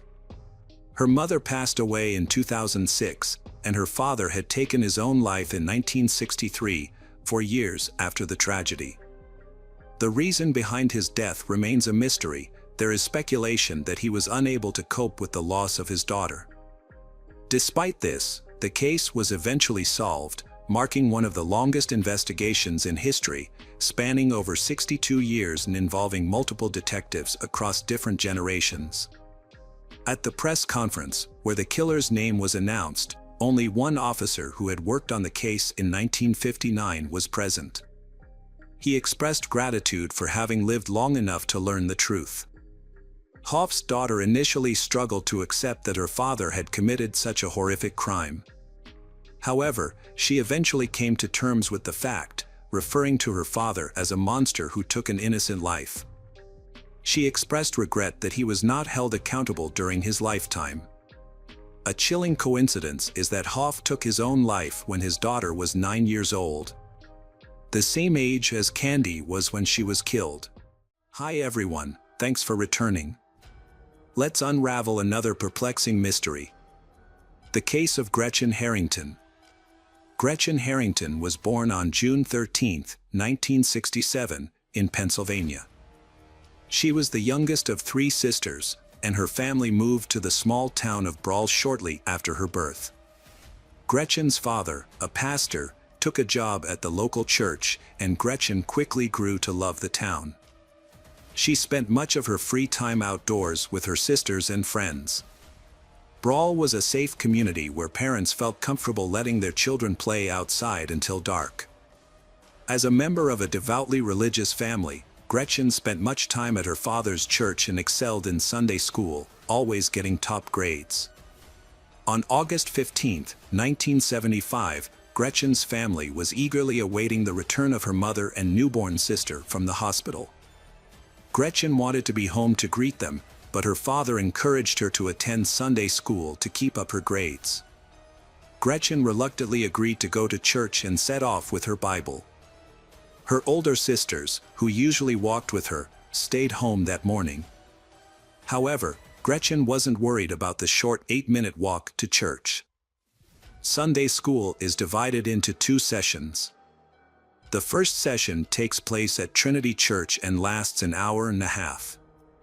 After that, some of the children go to Father Gretchen's church. But when the children arrived at the second church at 11:30 a.m., Gretchen's father noticed that his daughter was not there. He assumed she might be at the first church, so he called to check. The pastor's wife answered, informing him that Gretchen was not there. She then told her husband, David, who was a Sunday school teacher. He was surprised by the news, since Gretchen had not attended his class that morning. Gretchen's father became worried when he couldn't find her. He asked David to contact the police and started searching the area between the churches and nearby streets, but she was nowhere to be found. He also reached out to the parents of her friends, but they were either at church or home. Her best friend, who was also David's daughter, hadn't seen her all day. As news of Gretchen's disappearance spread, the police quickly launched a search operation. Hundreds of volunteers joined in, many of whom knew Gretchen's father from his church. Together, they searched the entire town, then moved on to wooded areas and the riverbank. A police helicopter was also deployed to scan the area from above. The search continued through the night, but to no avail. The next day, more volunteers joined in. Police posted flyers with Gretchen's photo and information about her disappearance along the roads. Despite their efforts, police were unable to find Gretchen. After several days of searching, no significant clues were found and Gretchen's fate remains a mystery.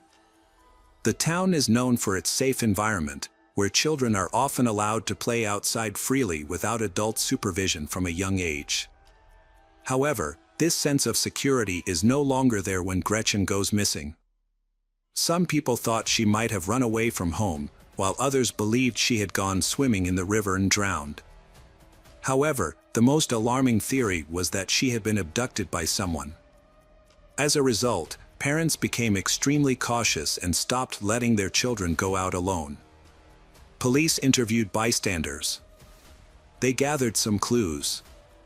One witness reported seeing a girl who looked like Gretchen near the church on the morning she went missing. According to the witness, a green sedan approached the girl, but the witness did not see what happened next. Another person shared a similar story, but this time described a white Cadillac approaching the girl. Police checked the owners of cars matching the description in the area. 4 days later, detectives received a new lead. A resident of Westchester, a town 30 minutes from Brawl, contacted police and reported finding children's shorts matching the description of Gretchen's clothing. Police immediately showed Gretchen's mother the shorts, but she confirmed that they did not belong to her daughter. The investigation into Gretchen's disappearance had stalled, with no progress made for several weeks. As a result, the police halted their search operation and shifted their focus to gathering more information. They continued to interview witnesses, but with each passing day, their hopes of finding Gretchen alive began to dwindle. Until October 14th, when police received a phone call. A jogger was running in a large national park, about 20 minutes from Brawl, when he stumbled upon a body. The jogger immediately alerted park rangers, who then notified the police. Upon arriving at the scene, police quickly determined that the body was that of a child. However, due to the severe state of decomposition, identification of the child was extremely difficult. Police suspected that Gretchen might be the victim, so they showed her parents the clothes found on her body. Gretchen's mother quickly identified them as her daughters because she had sewn them herself. Forensic experts later confirmed that the body was Gretchen's by comparing them to her dental records. They also determined that she had died from severe head trauma. Because the body was so badly decomposed, police were unable to gather further information, including whether Gretchen had been sexually assaulted. Additionally, DNA analysis was not available in 1975, leaving police without any further leads. News of the murder sparked renewed interest in the case, and police received numerous tips from the community. The investigation into Gretchen's death turned up no leads. Police screened nearby residents with a history of violent crime, but nothing came up. Months later, the case had made no progress. Over the years, the case was reopened periodically, and the police reviewed the available information. However, each time, the investigation yielded no new evidence. Even applying DNA analysis was of no help in this case, as no foreign DNA was found on Gretchen's body or clothing. The case of Gretchen's murder went unsolved for decades, occasionally resurfacing in newspapers and on television. However, it wasn't until recent years that the case regained widespread public attention. Two local journalists, Joanna and Mike, decided to write a book about the crime, dedicating several years to gathering information. As children, both Joanna and Mike grew up in the same town as Gretchen. Joanna, who was only 9 years old when the crime occurred, the town had changed forever, and children were no longer allowed to roam freely. Leave home unsupervised. This fear lasted for years, leaving a lasting impression on the townspeople, the memory of Gretchen's murder still fresh in their minds. To write their book, Joanna and Mike had access to the case files and interviewed individuals involved in the investigation. By carefully piecing together the events surrounding Gretchen's disappearance, they were able to reconstruct the entire story.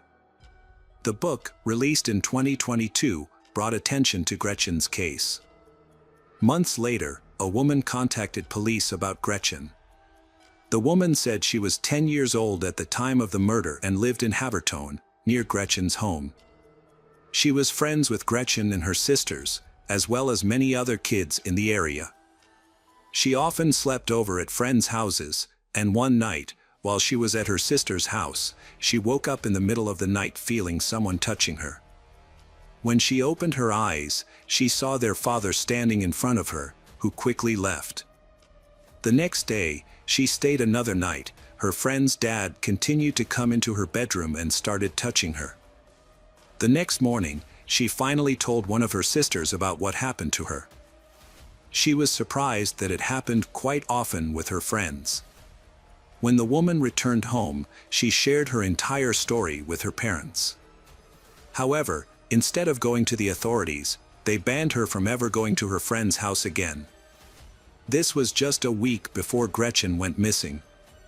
The woman eventually revealed the identity of the man involved in her story, David Zanstra, the same pastor who taught at Sunday school. She also shared that a month after Gretchen went missing, one of her friends told her about the incident, that a man had tried to kidnap her.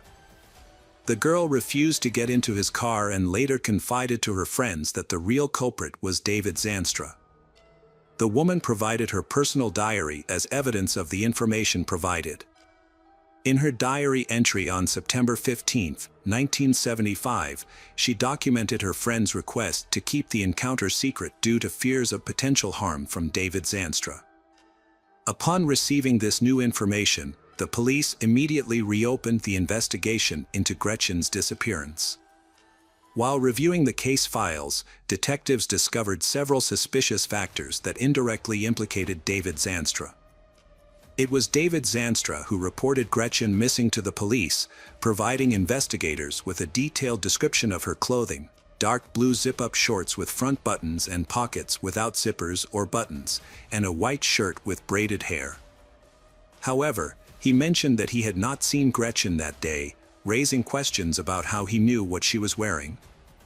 His description was later confirmed by the discovery of her body, dressed exactly as he had described. Police closely examined David, the man who taught Sunday school at Gretchen's father's church. David initially claimed he had not seen Gretchen on the morning of her disappearance.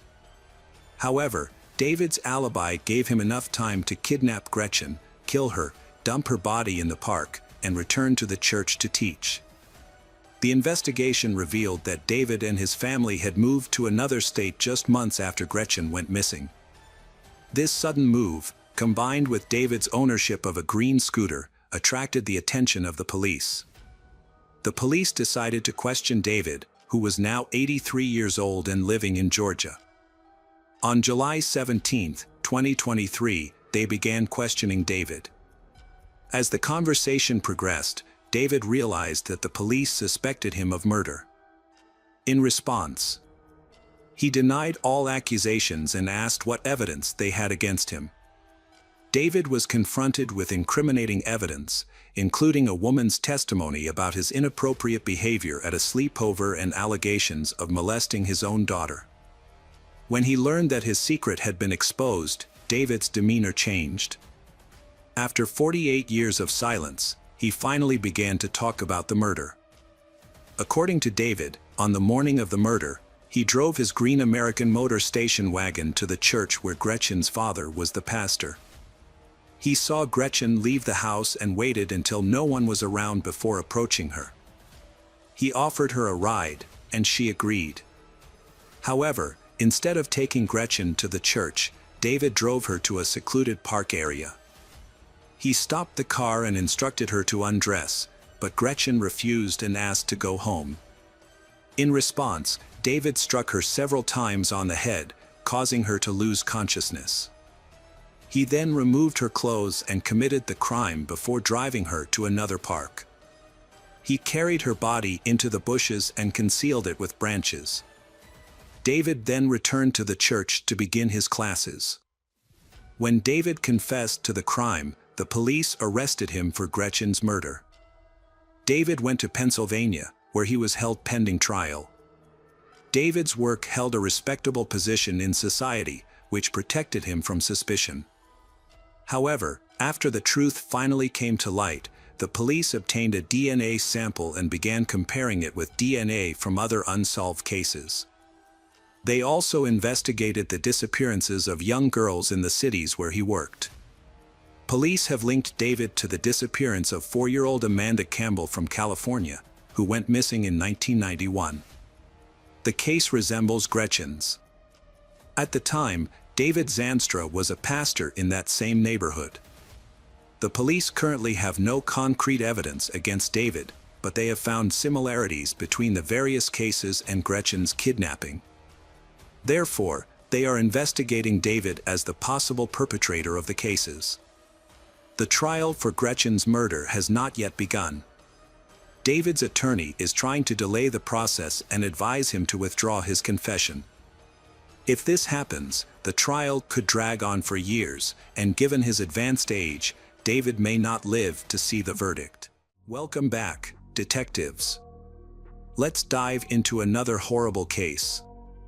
The case of Victoria Nazirova. Olga Tsvyk, a 35-year-old Ukrainian immigrant eyelash artist, reported a robbery at her home. The incident occurred on September 2, 2016. Olga Tsvyk called the police after discovering that several valuables had been stolen from her bedroom. When the police arrived at the scene, Olga Tsvyk explained that she had gone to the hospital earlier due to severe dizziness and nausea. To investigate the circumstances surrounding the incident, the police conducted a detailed interview with Olga Tsvyk. During the interview, she recalled a recent unpleasant encounter with a client named Victoria Narova, who had come to her home to request urgent eyelash extensions. When Victoria came to Olga Tsvyk's home to request urgent eyelash extensions, Olga Tsvyk told Victoria that she only did eyelash extensions in the salon and did not take clients at home.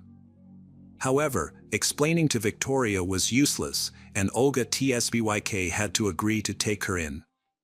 During the investigation, it was discovered that Victoria had come to Olga Tsvyk's apartment, bringing 3 slices of cheesecake from a famous local bakery. Victoria enjoyed 2 slices and insisted that Olga Tsvyk eat the 3rd slice.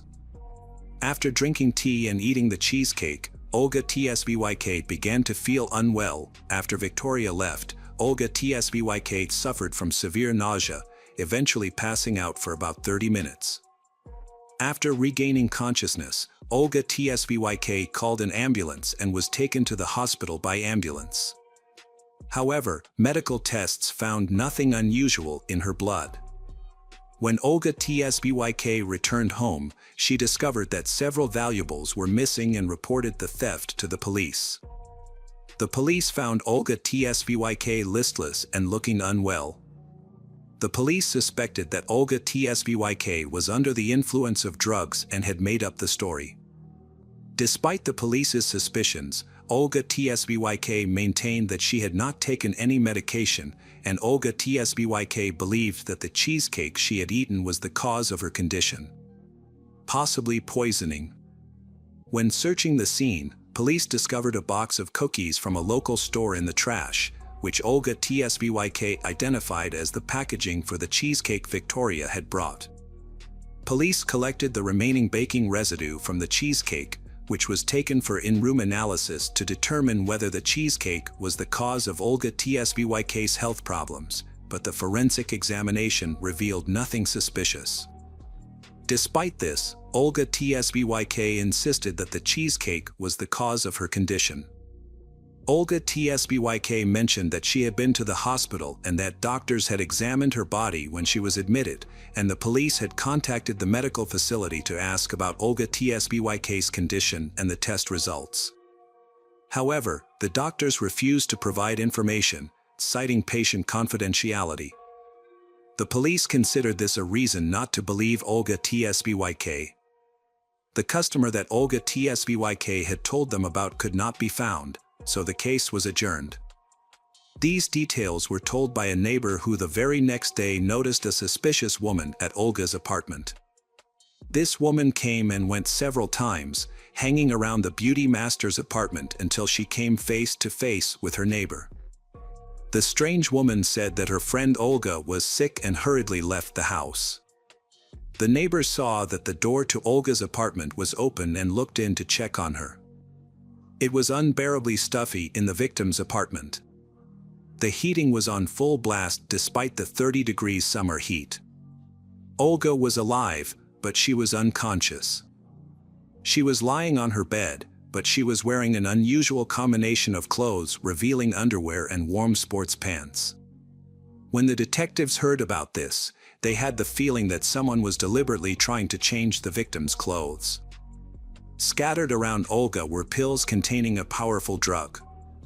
It looked as if Olga had taken the pills with the intention of taking her own life. A neighbor immediately notified 911, describing the strange woman as dark-haired, attractive-looking, and very similar to Olga. After learning new details, investigators became convinced that the doppelganger woman was not a figment of Olga's imagination. Then the detectives took up the case more actively. Everything they saw in the apartment seemed to be a description of a crime scene they wanted to frame as a voluntary demise. Detectives believed that the persistent cheesecake customer named Victoria Narova was involved. The police began searching for Victoria, but they had no leads, no information about who she was, or her photograph. Later, however, the department was approached by a private detective, a former police officer who had long been following the con artist's violent activities. He had already tracked Victoria online, where she advertised escort services on a dating site and through social media.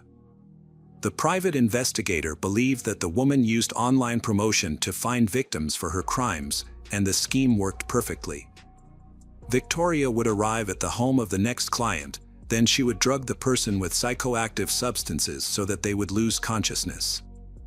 After that, she would take everything of value and then go into hiding. This activity could have been concealed indefinitely if not for this tragic circumstance. Meanwhile, Olsvik finally recovered from the unpleasant events. Then, having discharged from the hospital, she shared on her page in social networks the story of poisoning. After that, one of her clients unexpectedly told that she knew a man named Ruben Barakov who was in a similar story. Ruben was the owner of a dry cleaner, and the man met Victoria Nazarova on a Russian dating site about a couple of months before Olga's cheesecake poisoning. The new acquaintance invited Ruben to her home and boasted that she was a very good cook.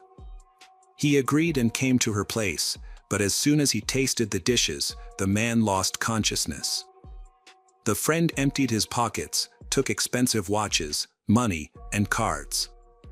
The man was under the influence of a very strong psychoactive substance and sincerely believes that it almost killed him.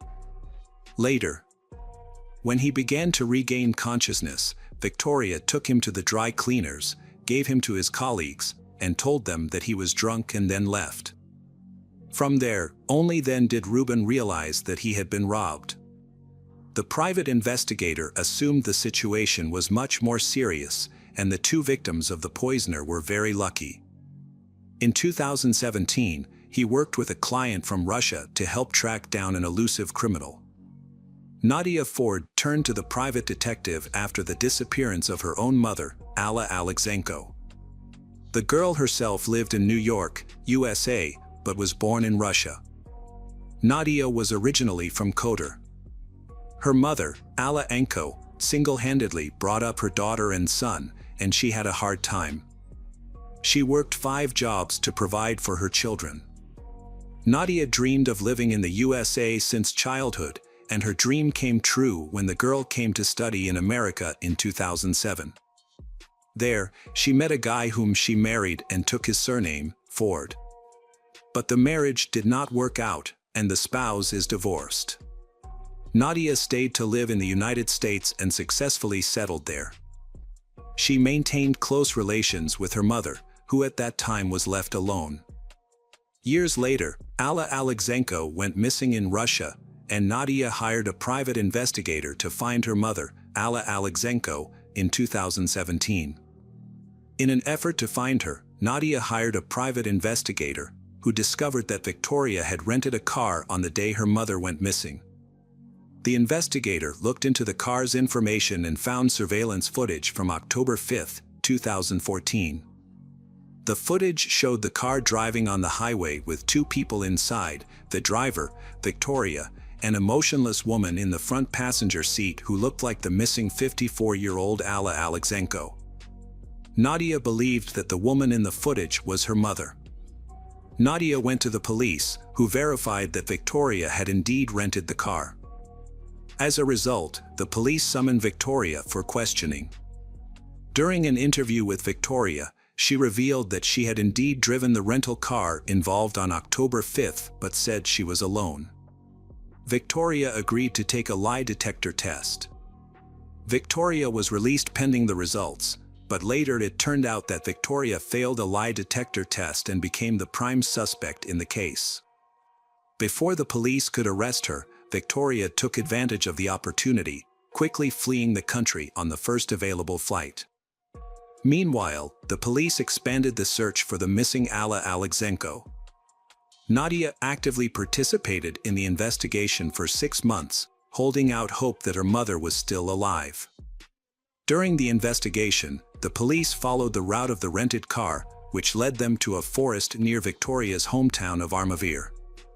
Upon reaching the forest, the police discovered a body about 3 hours away from Alla Alexenko's residence.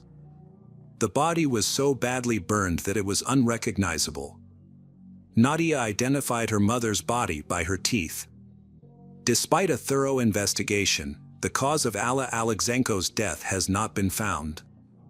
The police issued an arrest warrant for Victoria Nazirova and sent it to Interpol. However, Victoria escaped for a long time. Nadia returned to the United States after attending her mother's funeral in Kotar. For a long time, Nadia struggled to overcome the pain of losing her loved one. Finally, Nadia regained her health and vowed to her mother that she would pursue justice and hold the killer responsible for her mother's death accountable.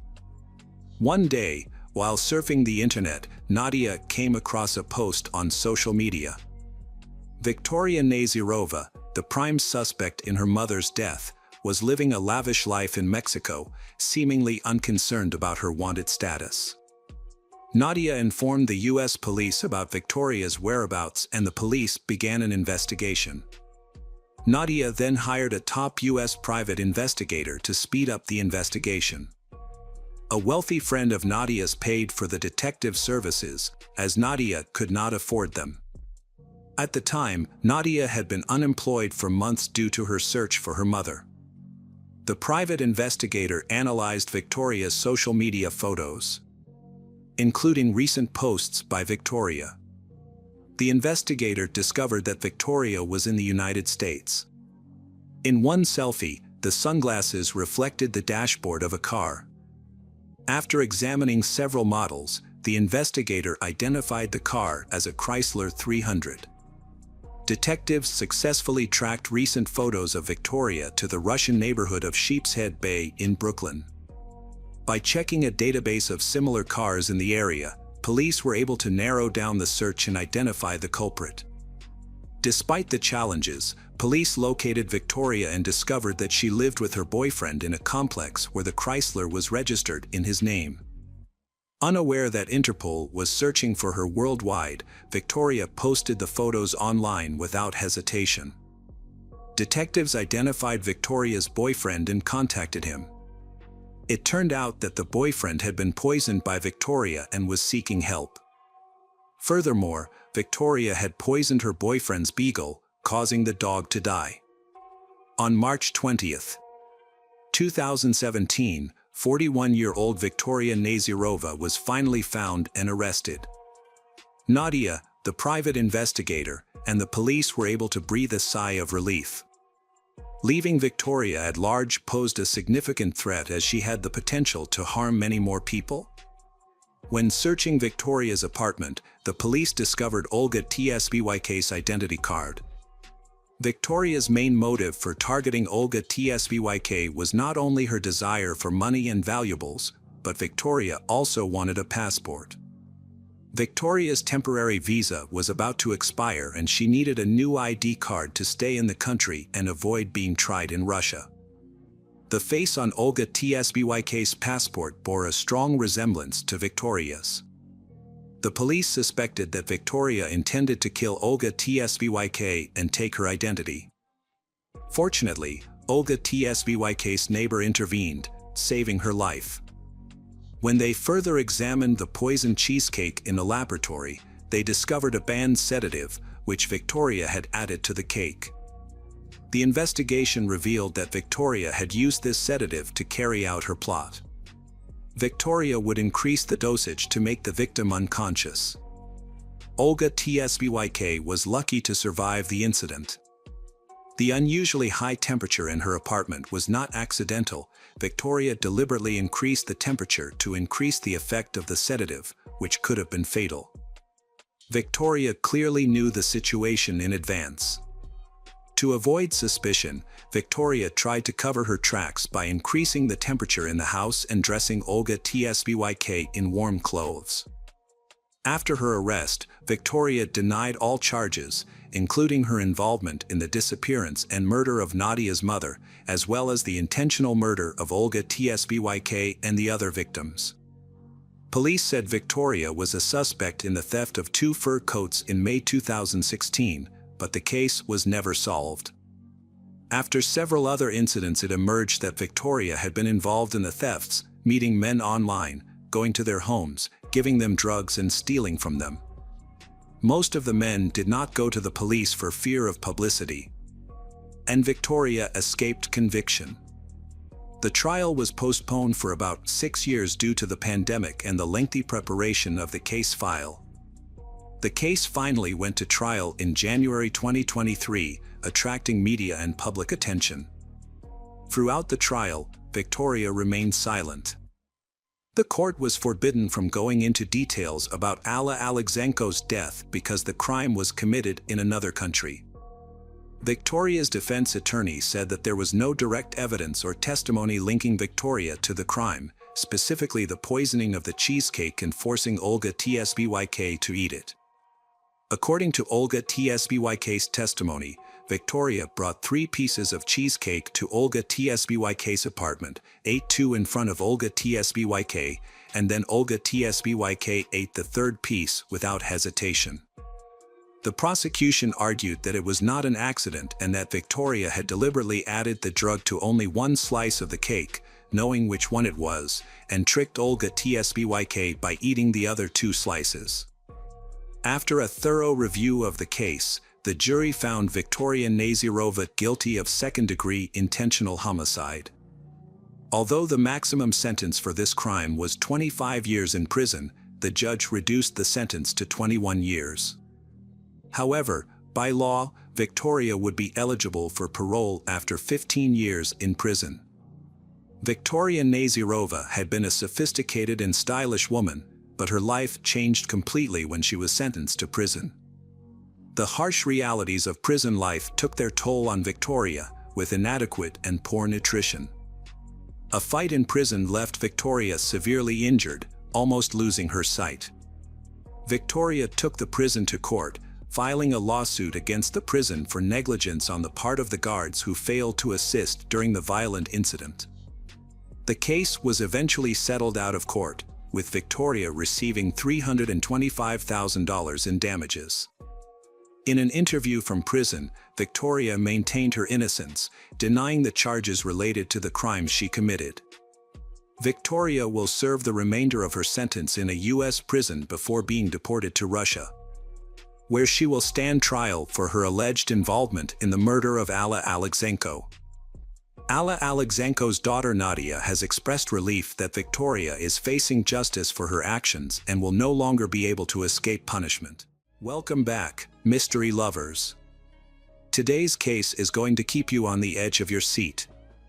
The case of Kelly Dwyer. Kelly Dwyer was born in 1986 in Lincolnshire, a suburb of Chicago. Her parents divorced when she was 16, but they remained close to her. The divorce had a significant impact on Kelly's life. A year after her parents' divorce, Kelly graduated from high school without a clear plan for her future. To delay her decision to go to college, she worked part-time at a local restaurant. 6 years later, in 2008, Kelly, then 22, moved to Milwaukee, Wisconsin, to start afresh. She enrolled in college, became a yoga instructor, and found a job as a saleswoman to cover her living expenses. She also worked as a nanny to earn extra income. Kelly often visited trendy places around town, creating memorable experiences. When she met her father a month ago, she was living in Milwaukee, and her life was going well. At that time, Kelly was a successful yoga instructor and a popular employee at a sports store. Kelly seemed content with her life, enjoying her job and a year-long relationship with Chris Zacco, a 38-year-old IT manager for a transportation company. Chris had graduated from Boston University in 2009 with a degree in international business and had moved from New York City to Milwaukee for work. He was a hardworking, decent man from a good family who shared Kelly's interests in sports and entertainment. Kelly and Chris seemed to get along well. Chris had built a successful career, owned a luxury apartment, an expensive car, and a large fortune that he had earned himself. Kelly's father approved of him, seeing him as a great match for his daughter. On October 12, 2013, Kelly was nowhere to be seen at work. She was well liked for her punctuality and work ethic, so this struck everyone as odd. Her colleagues tried to contact her, but her cell phone was silent. She was also inactive on social media. Kelly had never left her phone behind before. She simply disappeared, and her loved ones contacted the police to file a missing persons report. However, during the investigation into Kelly's disappearance, detectives found no evidence of enemies or individuals who might want to harm her. All of her belongings were still at home, so police ruled out the possibility that she left voluntarily. What was concerning was that her bank account, phone, and other accounts had no activity. Police suspected that Kelly was in trouble. Since Chris was the last person to see her on October 10, 2013, investigators brought him in for questioning. Chris stated that he and Kelly spent time at his apartment in Lafayette Towers, then went to a nearby bar, socialized, and drank. They returned to his apartment around 2:30 a.m., had a good time, and went to bed. At 9 a.m., Kelly left Chris's apartment, and they never saw each other again. Chris insisted that Kelly was not his girlfriend, saying they had an open relationship. He also revealed that he was in love with someone else and had plans for a future with her. This raised suspicions among investigators, who found Chris's story plausible but noted inconsistencies in his words and actions. To investigate further, detectives interviewed friends who had been with Kelly and Chris the night before Kelly went missing. These friends confirmed that the group had a good time at a bar and then ordered pizza, eating it on a bench outside. Kelly seemed to be in a good mood, sharing her plans for the next day, which included sleeping in, doing yoga, doing laundry, and relaxing. Chris and Kelly left for his apartment that night, where they met another friend who had been invited over for drinks. This friend reported feeling uncomfortable in Chris's apartment because she sensed tension between Chris and Kelly. She recalled that Chris was smoking and chatting with her while Kelly seemed upset. Assuming that Kelly was just tired, the friend thought little of it and left the apartment. However, after talking to Kelly's other friends, investigators discovered that Chris and Kelly were not on good terms. Kelly loves Chris very much. But unfortunately, Chris seems uninterested in their relationship. Chris does not make any long-term plans involving Kelly, which worries her. Kelly's friend, Missing, suspects that Chris is being unfaithful and that their relationship will not last. As a result, Kelly loses hope for a future with Chris and begins to look for other options. She creates a profile on a dating website and starts chatting with various men, but she has yet to meet any of them in real life. Kelly's intention is to have a backup plan in case things do not work out with Chris. Additionally, her friends notice bruises on Kelly's arms and neck and ask her about them, but Kelly dismisses their concerns by downplaying the situation. Her friends suspect that the bruises may be a sign of domestic violence, but Kelly never confirms their suspicions. Meanwhile, investigators analyzed security footage from Chris's home. The footage showed Kelly and Chris coming home drunk one night, but Kelly was never seen leaving the apartment. This contradicted Chris's testimony that Kelly left his home at 9 a.m. the next morning. It was later discovered that another friend of Chris's was at the apartment that night and admitted to using illegal drugs with Chris. Detectives obtained a search warrant for Chris's apartment and found numerous drugs, pills, pipes, and other paraphernalia, leading to Chris's arrest for possession. They also discovered a torn shower curtain that appeared to have been forcefully removed. During questioning, Chris remained calm and admitted to using drugs but denied distributing them.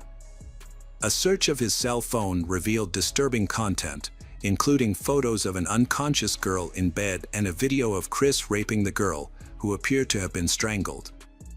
This led to suspicions that Chris had drugged and exploited her. Evidence from Chris's phone was linked to Kelly's disappearance. Police returned to Chris's apartment with a dog, which responded to the bed and bathroom area before leading them to the front door. The dog then guided police to Chris's car in the parking lot and to a nearby dumpster. The investigation reached a critical stage when investigators believed Kelly had been murdered. Kelly's boyfriend, Chris, became the prime suspect, as evidence suggested he was the last person to see her alive. It is believed that he spent time with Kelly in his apartment before secretly moving her body into his car, a plan that would have escaped the building's 28 surveillance cameras. During the investigation, police analyzed Chris's computer and discovered child pornography. This led to Chris being charged with possession of the images, but he was released on bail and is awaiting trial. The investigation continues as authorities attempt to find Kelly's body and gather enough evidence to build a stronger case against Chris. It should be noted that Chris had claimed to be in a long-term relationship with a woman, and investigators quickly began gathering information about that woman. The investigation uncovered the identity of a woman named Megan, with whom Chris had been secretly in a 3-year relationship, unbeknownst to Kelly, similar to the relationship he had with Kelly. Police came to interview Megan and showed her photos of Chris' apartment. After a thorough inspection, Megan found several items missing, including a shower curtain in the bathroom, a rug, several towels, and the large golf bag that was usually kept in the bedroom. Detectives believe Kelly could fit in the large bag Megan reported missing. After examining the building's entrances and exits, police found a side path that Chris could have taken to get to his car without being seen by surveillance cameras.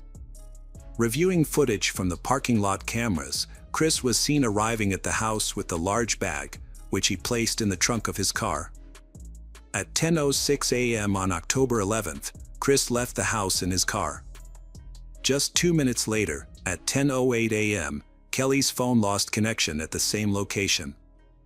Over the next 8 hours, footage captured Chris making multiple trips between his home and his car, loading up on belongings. Before leaving for good at 6:16 p.m., Chris did not return home until the next day. When investigators asked him what he had been doing the previous day, he said he was moving his summer sports gear to his mother's house. However, no one found this explanation credible. Chris was supposed to meet Megan at 7:30 that evening, but he arrived more than an hour late. Detectives suspected that he was looking for a place to dispose of Kelly's body, which would explain his delay. Unfortunately, they were unable to track his movements because his phone had been turned off since the morning. As an IT expert, Chris would have known that his phone records could be used to track him. Megan reported that Chris seemed very strange that night. He appeared restless and anxious, and he said that his phone was not working, which was why he was late. After the date, Megan and Chris went to Megan's apartment, where they spent the night. According to Megan, Chris was extremely stressed, had not slept at all, and was sweating so much that she had to change the sheets in the morning. Investigators believe that Chris was worried because he still had Kelly's body in the trunk of his car and was afraid of being discovered. He was trying to find a place to hide her body. On the morning of October 12th, Chris said goodbye to Megan and left after trying to convince her to temporarily move to Denver, but she refused. Police tracked Chris's location history using his car's GPS, which led them to a cheese shop called Cheese House, 80 miles from Milwaukee. However, it seemed unlikely that Chris would have driven that far just to buy cheese. Chris claimed that he had bought cheese for his parents, presenting a receipt for the cheese at 9:55 a.m. on October 12th, which his parents confirmed. However, the police found it difficult to believe Chris's story, as the same cheese could easily be purchased at a nearby supermarket. They suspected that Chris might have dumped Kelly's body in the area around the cheese store. Further investigation revealed that on his way back, Chris stopped at a sports store and bought new sneakers that afternoon.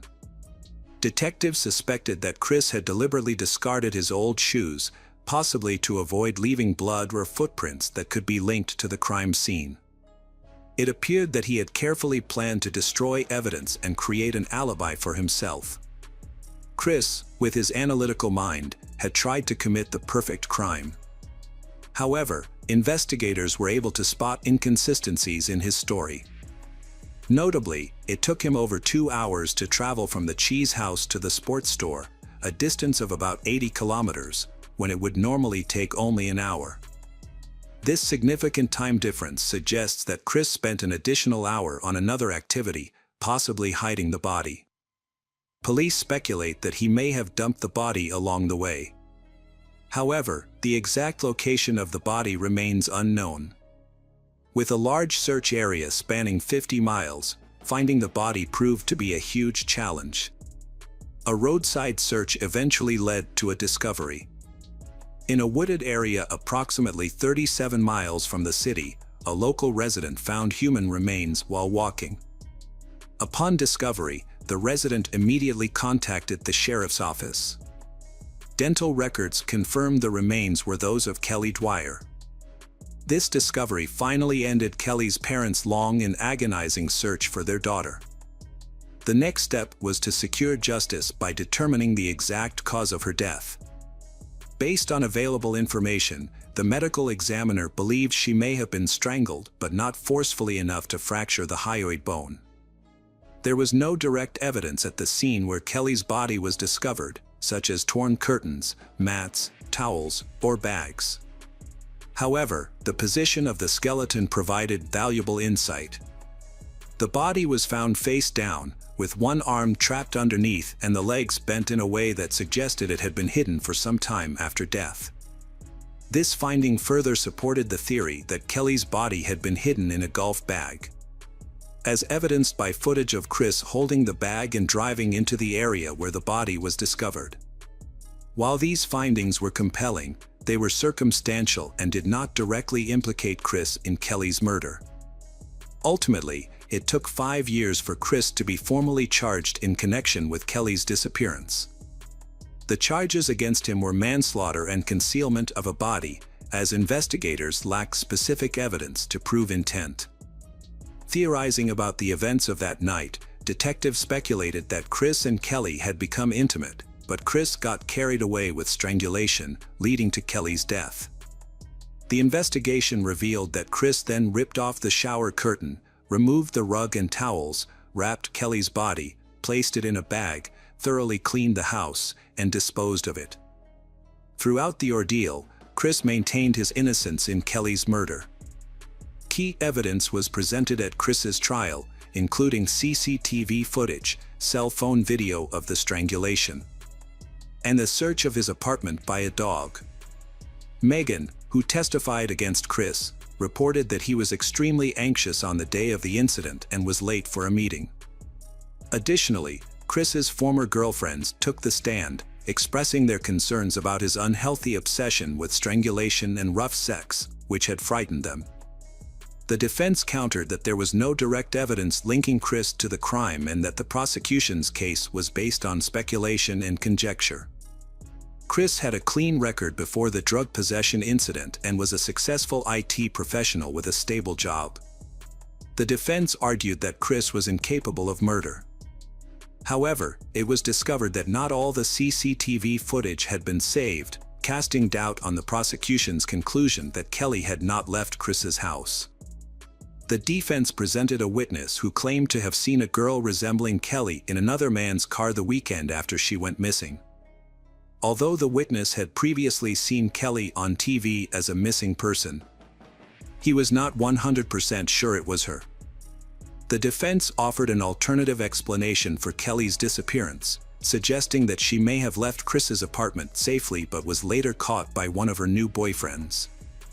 The defense also questioned the reliability of the police dog during the investigation. Since the dog's reaction was not captured on video, its alert was based solely on the police officer's subjective interpretation. In response, the prosecution argued that the investigation using the sniffer dog was conducted objectively and transparently, with multiple police officers present and agreeing on the results. Ultimately, the prosecution convinced the jury that Chris was responsible for the murder.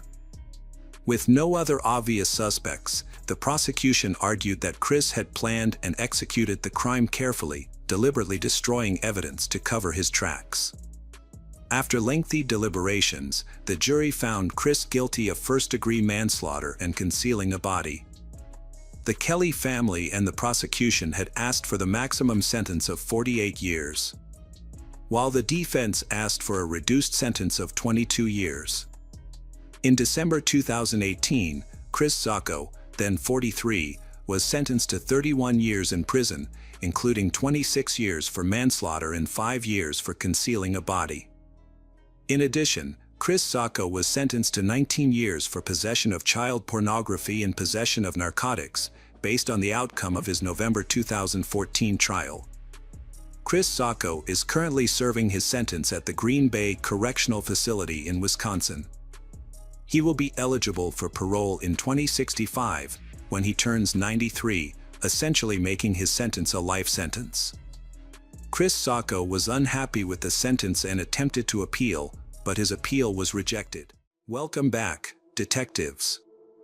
Let's dive into another horrible case. The case of Madison Sparrow. Madison Elizabeth Sparrow was born on September 12, 2003, in Norfolk, Virginia, to Heather Sparrow Murphy and Richard Prestige. She has 2 older sisters, Molly and Wendelin. Wendelin, born in 1999 in Durango, Colorado, is from Richard's previous relationship. The family eventually settled in Newark, Delaware. Madison's younger sister, Molly, was born on October 5, 2010, and the 2 sisters became close.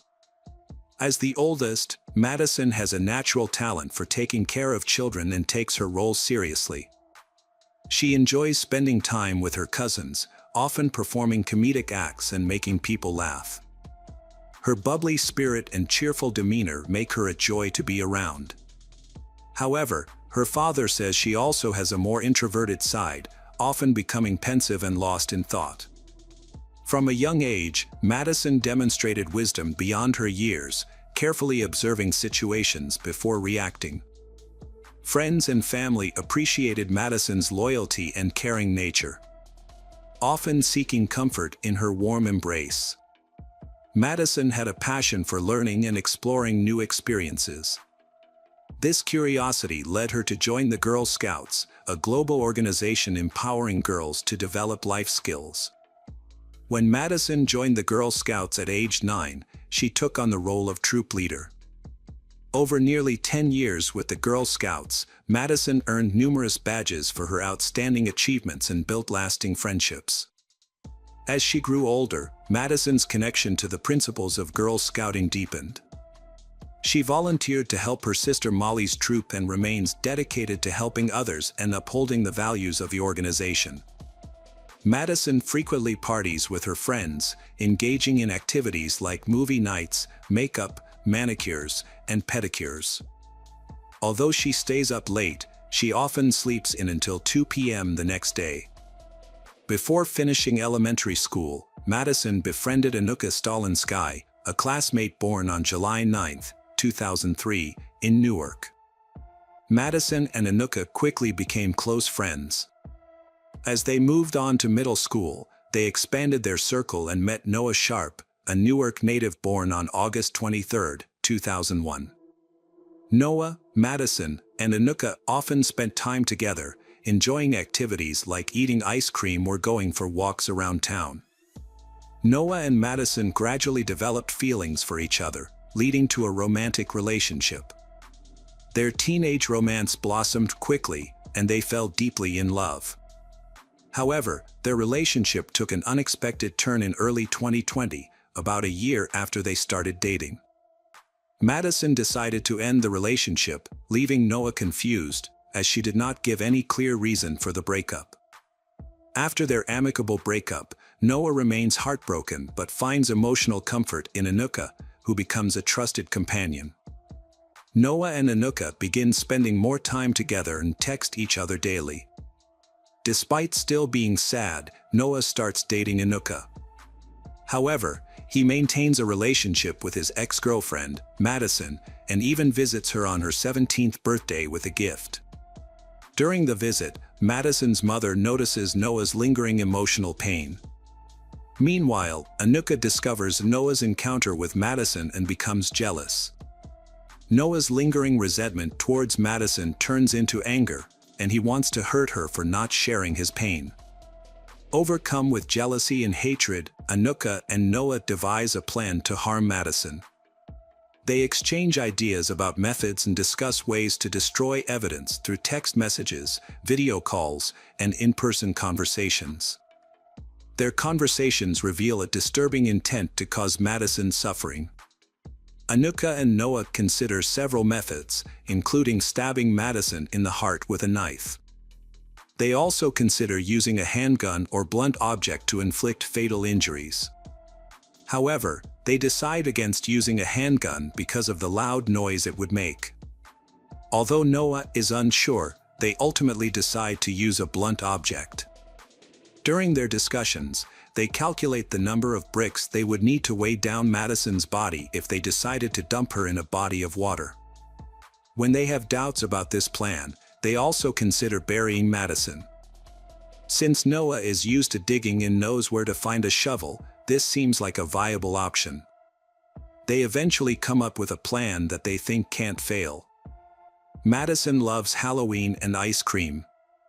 She eagerly looks forward to celebrating her favorite holiday every year. Anuka knows Madison loves Halloween and ice cream and uses this to her advantage. On Friday, October 2, 2020, Anuka calls Madison and invites her to spend the day together, using the excuse of going to buy ice cream to lure Madison into their trap. Madison quickly agrees to meet, as she has not talked to her friend for a long time. She also wants to buy a birthday present for Molly, whose birthday is in 3 days. On the day of the meeting, Madison wears black tights, denim shorts, gray boots, and a blue sweatshirt that says, New Jersey. She adds a unique touch to her outfit with a pair of white ghost earrings that she has just bought for Halloween. At 2:44 p.m., Madison says goodbye to her family and leaves. They have no idea that this will be the last time they see their daughter alive. Later that day, the Madisons begin receiving abusive text messages from Madison's phone number, along with messages saying that Madison is leaving the country. Believing it to be a prank, her father, Heather, responds with well wishes and jokes that Madison has forgotten her passport, which is in a safe. However, when Heather calls Madison, there is no answer. Heather begins to worry when she does not receive a response. Since she and Anuka have plans to meet later, Heather decides to call Anuka. As soon as Anuka picks up the phone, she bursts into tears. Anuka explains to Heather that Madison had an abusive conversation with her, then Madison got out of the car near a store. Heather suggested that Anuka call Noah, but he did not answer. Frustrated, Heather asked Anuka to try contacting him again. Eventually, the three of them talked, but they did not get any information. So Heather decided to return home. On the way home, Heather received several messages from Madison's friends. These friends also received strange messages and wanted to know what was going on. When she got home, Heather searched for any clues but found no sign that Madison had left voluntarily. Madison's birthday money, clothes, and credit cards were still in her room. Furthermore, the messages were meaningless, as Madison had no reason to run away, especially without clothes and money. When Madison had not returned home by 8:30 p.m., Heather called 911 to report that her daughter was missing. Despite her repeated attempts to contact people, all her efforts were unsuccessful. Heather notified her parents, who were in another city, of the emergency, and they came to her aid. Heather also notified Madison's father, who lives in Colorado, of Madison's disappearance. He quickly shared the information on social media to call for help in finding his daughter. On Saturday, October 3, 2020, authorities issued a yellow alert after Madison, a 17-year-old, went missing. In Delaware, this type of alert is activated when a person under the age of 18 goes missing and triggers the necessary search measures to find Madison. After receiving the report, police search teams, along with Madison's family and friends, began searching for Madison on farms near the University of Delaware, where she was last seen. They also worked with the media to inform the public about the incident and asked people to come forward with information. At the same time, the authorities also began questioning Madison's friends to gather information. Many sources indicated that Madison's ex-boyfriend, Noah, might be involved in the case. Some information showed that he was with Madison in the woods in Newark before she went missing. After investigating, the police arrested Noah and questioned him for 9 hours on October 4th and 5th. During the interrogation, Noah gave different statements but insisted that he did not know what happened to Madison.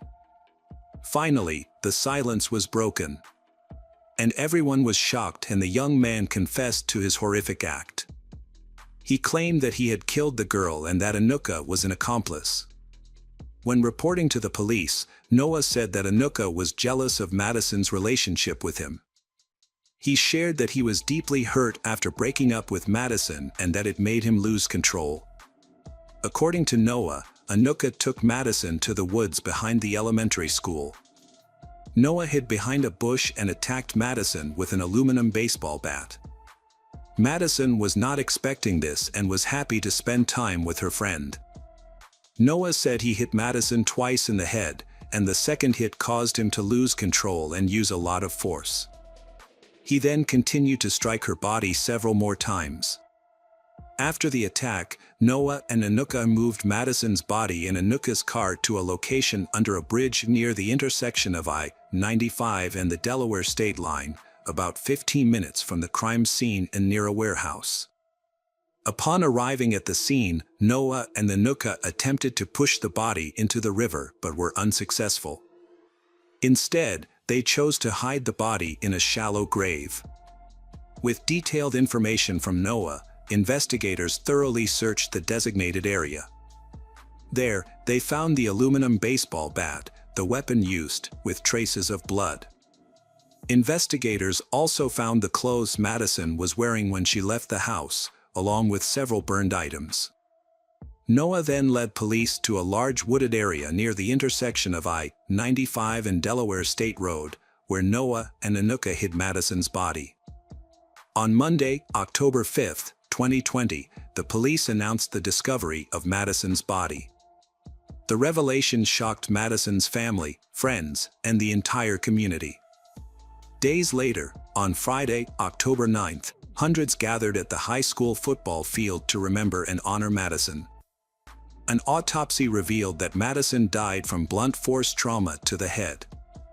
Additionally, experts found DNA from Noah and Anuka in the physical evidence collected at the crime scene and where the body was discovered. Noah faces charges of first-degree murder, possession of a deadly weapon during the commission of a crime, and first-degree conspiracy. He has been committed to a correctional facility with bail set at $1 million. On Monday, November 16, 2020, more than a month after Madison's murder and following the processing of necessary evidence, 17-year-old Anuka was also arrested. She was taken into custody after a Newcastle County grand jury indicted her on charges of first-degree murder, possession of a deadly weapon during the commission of a felony, and first-degree conspiracy. Meanwhile, Madison's family remains in a state of grief. Heather has repeatedly stated that a plausible reason for her daughter's death will never be found. Heather believes that dangerous killers should be locked up for life after double murder.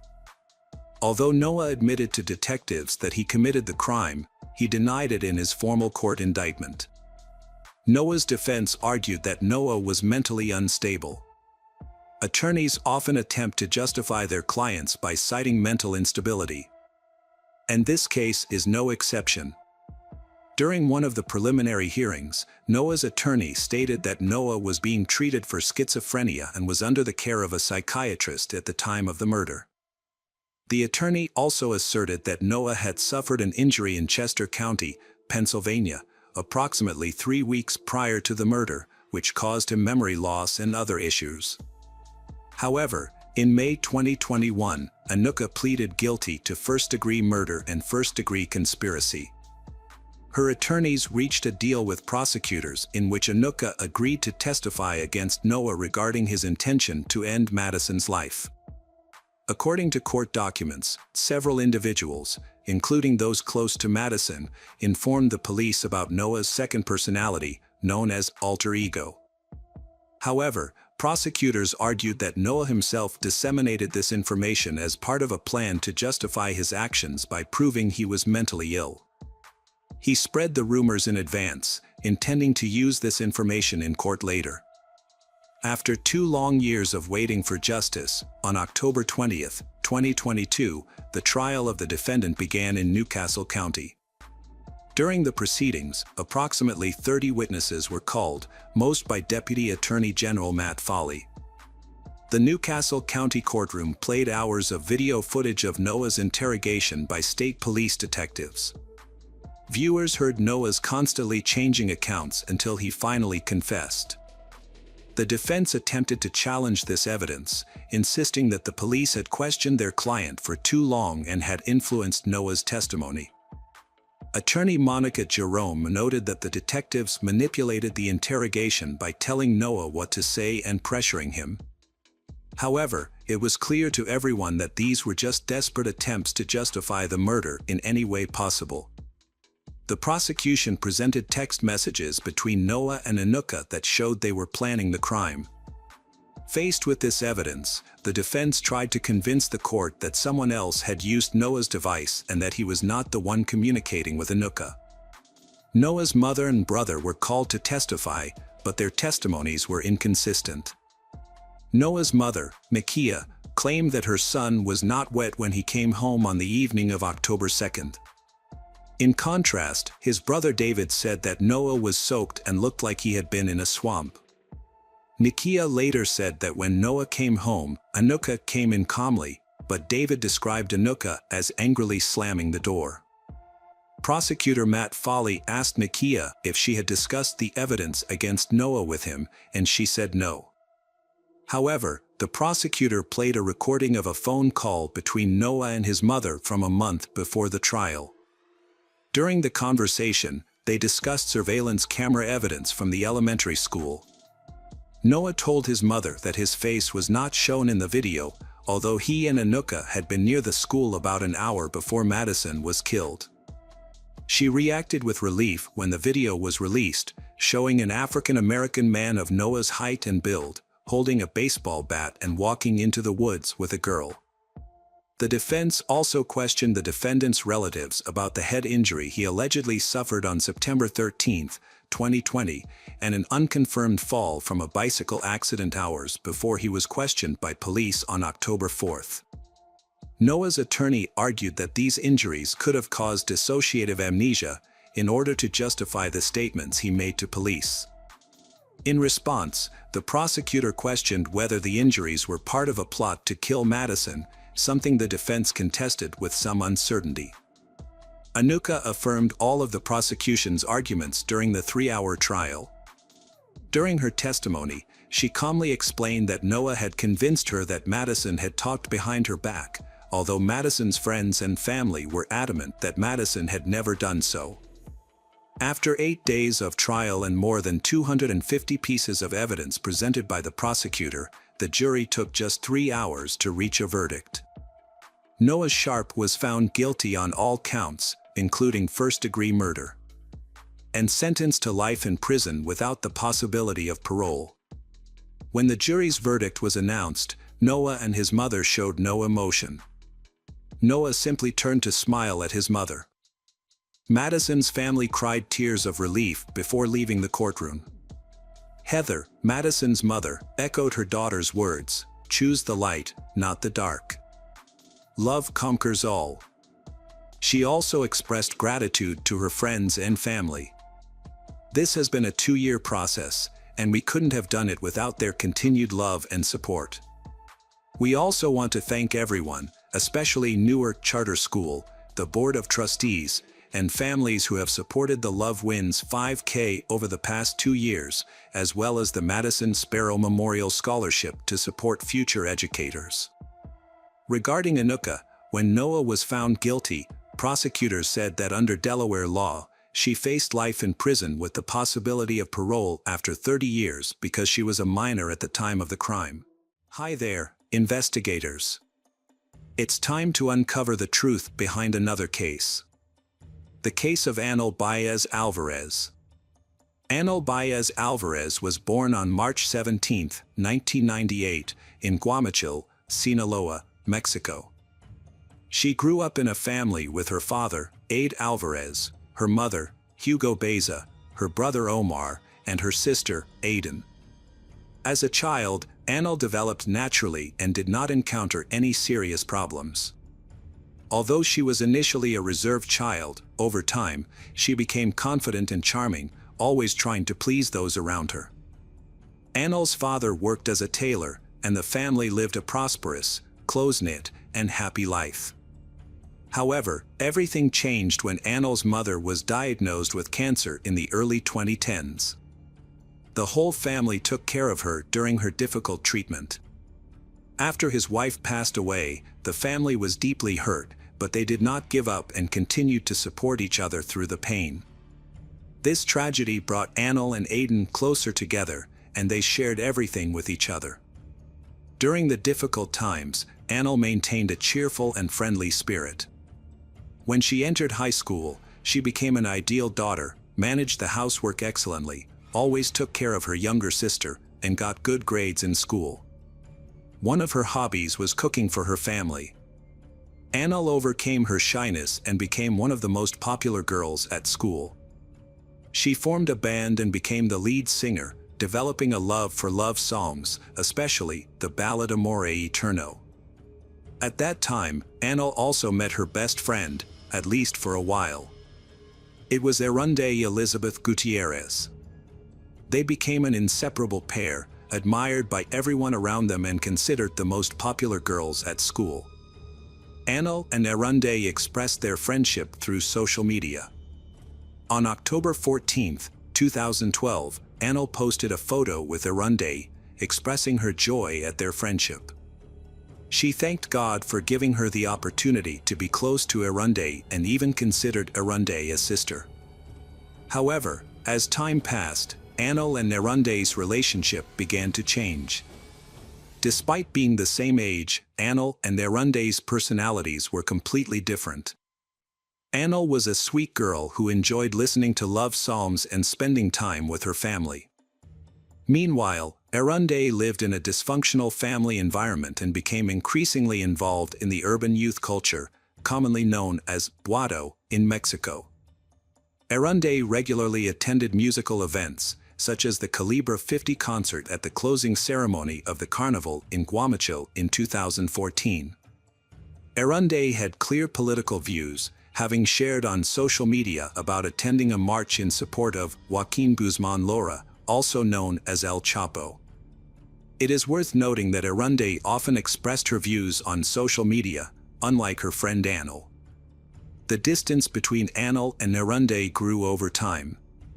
In 2014, Anil and Erunde both attended the Guamachil High School of the Autonomous University of Sinaloa, but they no longer interacted as closely as before.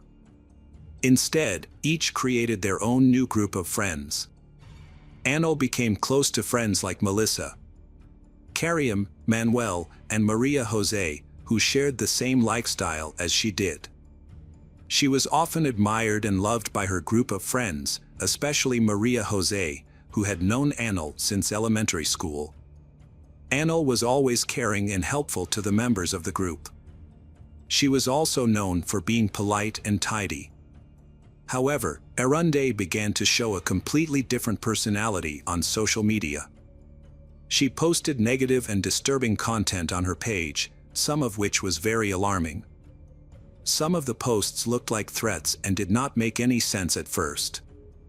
This raised concerns and suggested that Erunde might have serious mental health issues.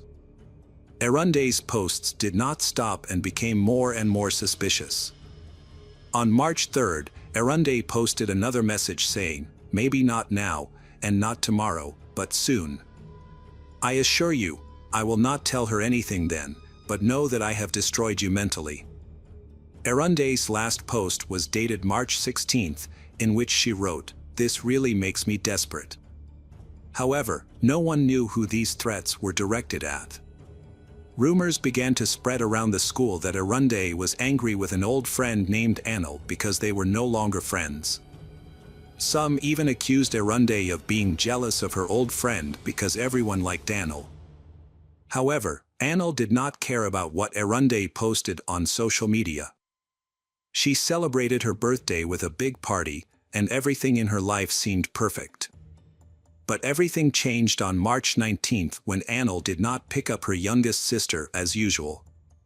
Hugo, Anil's father, received a call from the school informing him that his youngest daughter had not been picked up by Anil as usual. At first, he was not too worried and thought that Anil might have overslept or gone out with friends after school. But when he decided to call Anil to check if everything was okay, there was no response. Hugo thought that Anil might still be asleep after picking up her sister. He tried to contact Anil again but received no response. Despite repeated calls, she remained silent, causing Hugo's anxiety to increase. Hugo decided to go home to the Los Fuentes area. When he arrived, he found the front door wide open. Entering the living room, Hugo saw that some of the furniture had been moved, leading him to suspect that a robbery had taken place. He called Anil's name and searched the house desperately for her, but she did not respond. Hugo eventually went to Anil's room and tried to open the door but found it locked, which only added to his worries. Hugo knocked on the door several times but received no response from Anil. So, he broke the door open and entered. What he saw took his breath away. On the floor was Anil's lifeless body. He immediately called the police, who arrived quickly at the scene. When they entered the house, they found Hugo and his 10-year-old daughter sitting upstairs, deeply saddened. The police followed Hugo to a room where they discovered the body of his 16-year-old daughter, Annel. The police found that Annel's body had multiple wounds, and there was blood on the floor. It seemed that the attacker had tried to clean up the blood but failed. Through the autopsy, forensic experts discovered that Annel had been stabbed a total of 65 times. The police believed that the attacker had a close relationship with Annel. This theory was further supported by the fact that the doors and windows showed no signs of forced entry, leading them to believe that Annel knew the attacker and had let them into the house. They even speculated that Annel might have arranged a meeting with the attacker that day. However, when detectives checked Annel's cell phone, they found no information about her inviting anyone to her home. Therefore, they considered it might have been a chance encounter. Since there were no surveillance cameras in the area, detectives decided to interview neighbors. Some reported seeing a slim girl with black hair leaving the house. These statements narrowed down the suspects, and the police focused on a specific individual. They began questioning Annel's close relatives and discovered that they all had solid alibis. They claimed that Annel had no enemies and was very friendly, so they could not imagine anyone wanting to harm her. However, detectives noticed a social media post by Erunde, who expressed surprise at Annel's death. Some people expressed their condolences, but others criticized Erunde and accused her of being the murderer. They posted harsh comments, accusing Erunde of guilt. Erunde deleted her account, but the police were able to gather information in time. They summoned some of Annel's friends to ask about the connection between Annel and Erunde. All of them stated that the two had become estranged and that Erunde seemed jealous of Annel because Annel was more popular. After the interviews, detectives accessed Erunde's social media profiles and found threatening posts she had written months earlier. But the most notable was a post written just hours after Annel's death, in which Erunde wrote, "I was so stupid. Oh my God, what did I do?" Everything seemed to indicate that Erunde had become the sole suspect in the case. However, this information was kept secret because the police were concerned that Erunde might escape before they could arrest her. The agents were waiting for the right moment to act. The case attracted so much attention that hundreds of people gathered at a popular funeral home in Guamuchil to say goodbye to Annel. Annel's friends, relatives, teachers, and classmates cried and hugged each other, unable to believe that Annel had passed away like this. In the crowd, two people stood out, Erunde and her mother. Erunde entered the funeral home with her head bowed, her long black hair covering most of her face. Her outfit was unusual for the hot weather, as she wore a hooded hoodie with long sleeves, as if trying to hide something. Erunde and her mother went to pay their respects to Annel's family. They sat near Annel's coffin, where everyone present was whispering and looking at Erunde with tense expressions, noticing that she seemed very nervous. The police then approached Erunde and asked her to follow them to the police station. Erunde did not resist and went with the authorities. At the police station, the interrogation began.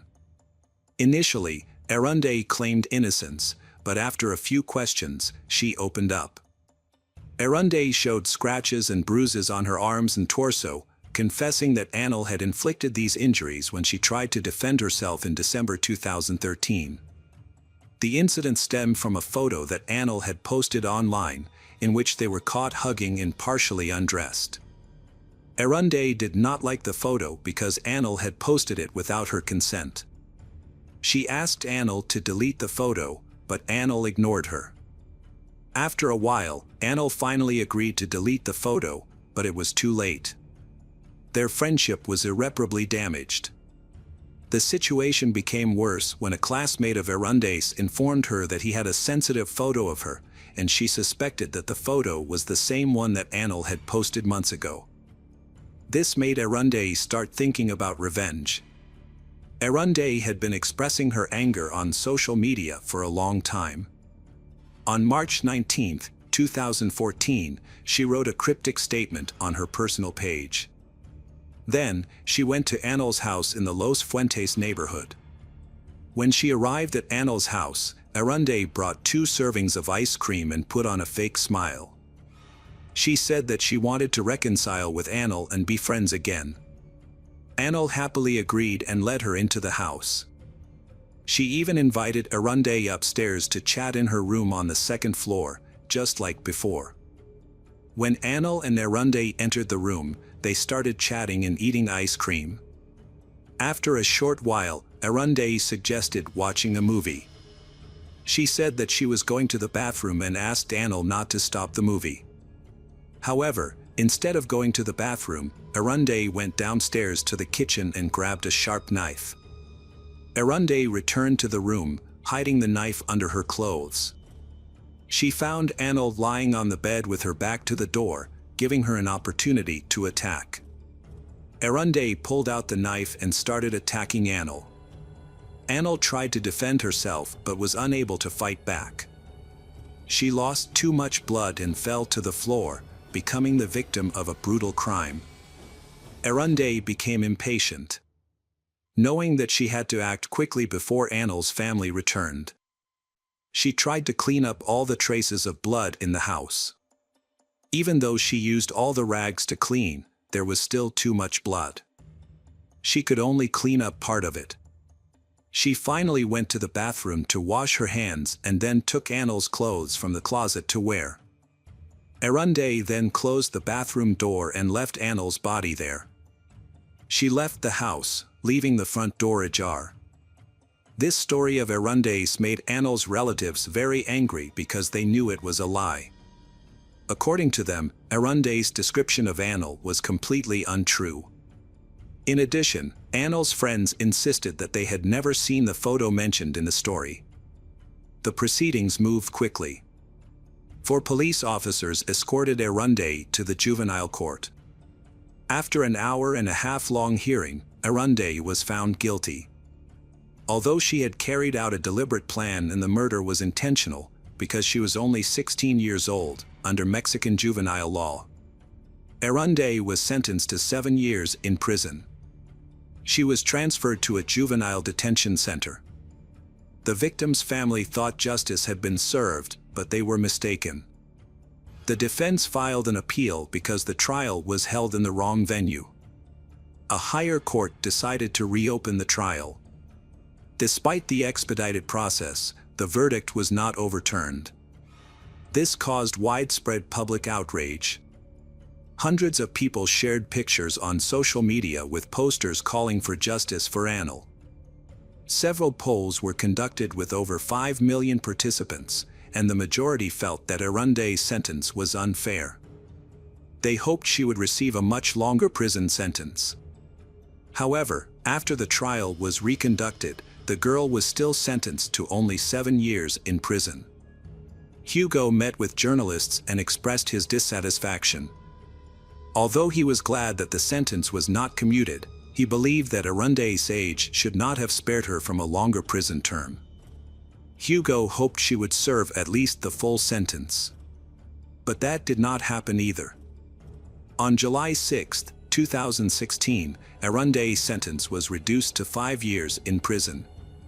At the same time, the court also decided that if she behaved well, she could be released earlier. This event attracted dozens of journalists who took pictures of her, forcing state police officers to close the courthouse gates. The case became one of the most high-profile in the country. Hugo was not informed of this hearing, which made him extremely angry. The situation worsened when, on September 23, 2017, another hearing was held to evaluate Arunde's behavior in relation to reforms in the Federal Juvenile Justice Act. As a result, the girl was released after serving only 3.5 years. When Hugo left the court, he was extremely dissatisfied and felt he had witnessed a great injustice. Hugo expressed deep regret that the legislative reforms seemed to favor criminals over victims, and this seemed to be the sad end of the story. Hello again, true crime fans. We've got another mysterious case to explore. The case of Eurydice Dixon. Eurydice Dixon was born on November 10, 1995 in Melbourne, Australia. Her family consists of her parents and younger sister. When Eurydice was 7 years old, her mother died of substance abuse, leaving her father to care for her 2 young daughters. Eurydice's father worked hard to provide for the 2 sisters, and they lived in a small apartment. Eurydice is a quiet and polite person. Eurydice has a deep passion for the arts, especially drama. She pursued her passion at Deakin University, studying drama and actively participating in the theater troupe. Eurydice is a multi-talented person, not only a comedian, but also a writer who creates her own performances. In 2018, when Eurydice was only 22 years old, she stepped on stage at the Melbourne International Comedy Festival. Her stand-up routine, "At Home, I Feel Like a Tourist," was a huge hit, much to the delight of the audience. Eurydice was known to her friends as quiet and introverted, but also extremely intelligent for her age. Both her friends and the audience agreed that she had a natural talent for comedy. To hone her skills, Eurydice performed for free at local bars, using these opportunities to gain experience, gain fans. On Tuesday, June 12, 2018, Eurydice performed at a local bar just 3 miles from her home. That night, as usual, she humorously addressed gender equality and her concerns through her performance. After the performance, Eurydice met her boyfriend, Tony Magnuson, who was sitting in the audience. They spent time together at the bar, drank a can of soda together, and stopped at a nearby supermarket to buy groceries. At around 10:40 p.m., Tony got on the tram to go home. Eurydice walked home alone, blowing Tony a kiss and waving goodbye. Eurydice's walk home was about 3 miles long, taking her through streets, a park, and 3 soccer fields. It usually took her about an hour to get home. And Eurydice, having walked this route at night many times before, she felt safe because the streets were well lit. However, as Eurydice entered Princess Park, darkness enveloped her. To shorten the distance, she put on shoes and socks and walked barefoot on the grass.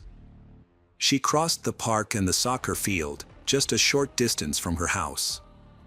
At 12:02 a.m., Eurydice texted her boyfriend Tony on Facebook, "I'm almost home. Where are you?" At approximately 2:50 a.m. on June 13th, a passerby found Eurydice unconscious on the soccer field at Princess Park. Although the passerby attempted CPR after calling an ambulance and the police, it was unfortunately too late. Eurydice had been strangled and had passed away. Fortunately, the area around Princess Park had several surveillance cameras that had recorded Eurydice walking alone through the park earlier. In the video, a young man can be seen about 100 feet away from her. He has blonde hair, a scraggly beard, and appears overweight, short, and stocky. To aid in the investigation, the police released the surveillance footage to local television stations and asked the public to help identify the suspect. That evening, James Todd, 19, contacted the police after his friends reported seeing his face on the news in connection with the death of Eurydice Dixon. James strongly denied any involvement in the incident and insisted that the person in the surveillance video was not him. The police asked James to come to the police station for questioning. At the police station, James denied any involvement, answered 660 questions, and insisted that he had nothing to do with the case. James also agreed to provide a DNA sample. A memorial was set up for the victim, Eurydice Dixon, where her body was found.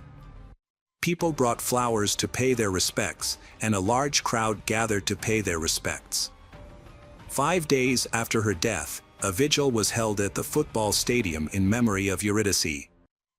However, the night before the vigil, someone painted a giant 75-foot-long male genitalia on the lawn. Firefighters and city workers found it impossible to remove the paint and were forced to dig up and replace entire sections of the lawn, costing $20,000. The person responsible for the vandalism was identified as Andrew Null, a 29-year-old men's rights activist and Scientologist. Andrew admitted that his motive was to incite anger among feminists. During a subsequent interview, police told James that DNA evidence from the crime scene was being analyzed.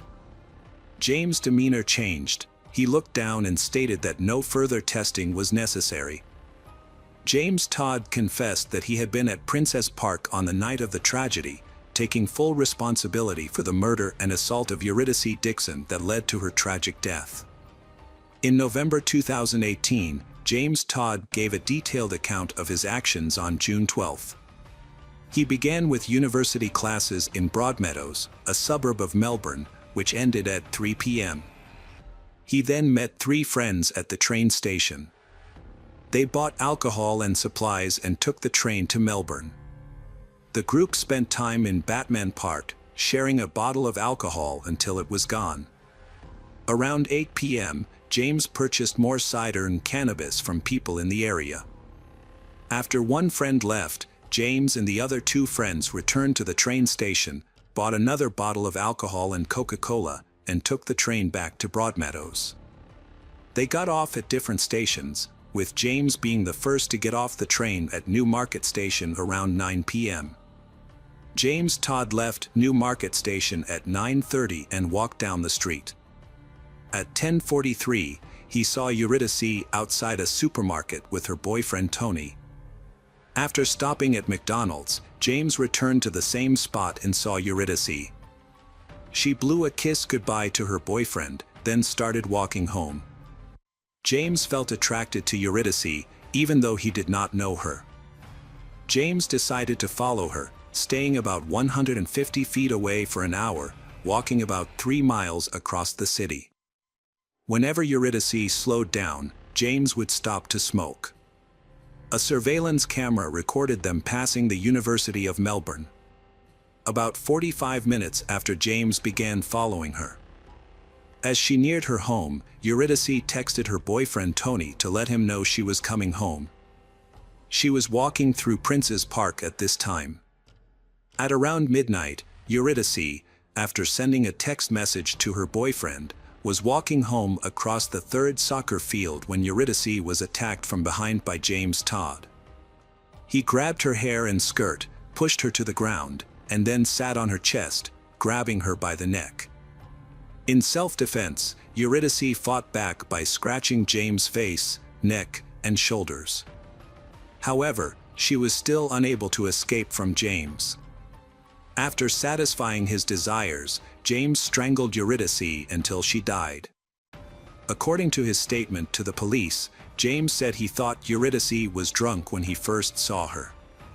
He wanted to talk to Eurydice. However, Eurydice's autopsy showed no alcohol or illegal substances in her body. Medical examiners determined that Eurydice's cause of death was strangulation, accompanied by blunt force trauma to the head and other parts of the body. After committing the crime, James took Eurydice's phone and left the park. James found a temporary shelter and slept until 4 a.m. When he woke up, James checked the injuries on his body and face by taking a selfie with his phone. Then, James took a shower. He took off the T-shirt with the skull and special words, and left it there. Then, James returned to the area near Princess Park, where the police were investigating the case. James observed from a distance, not entering the park area.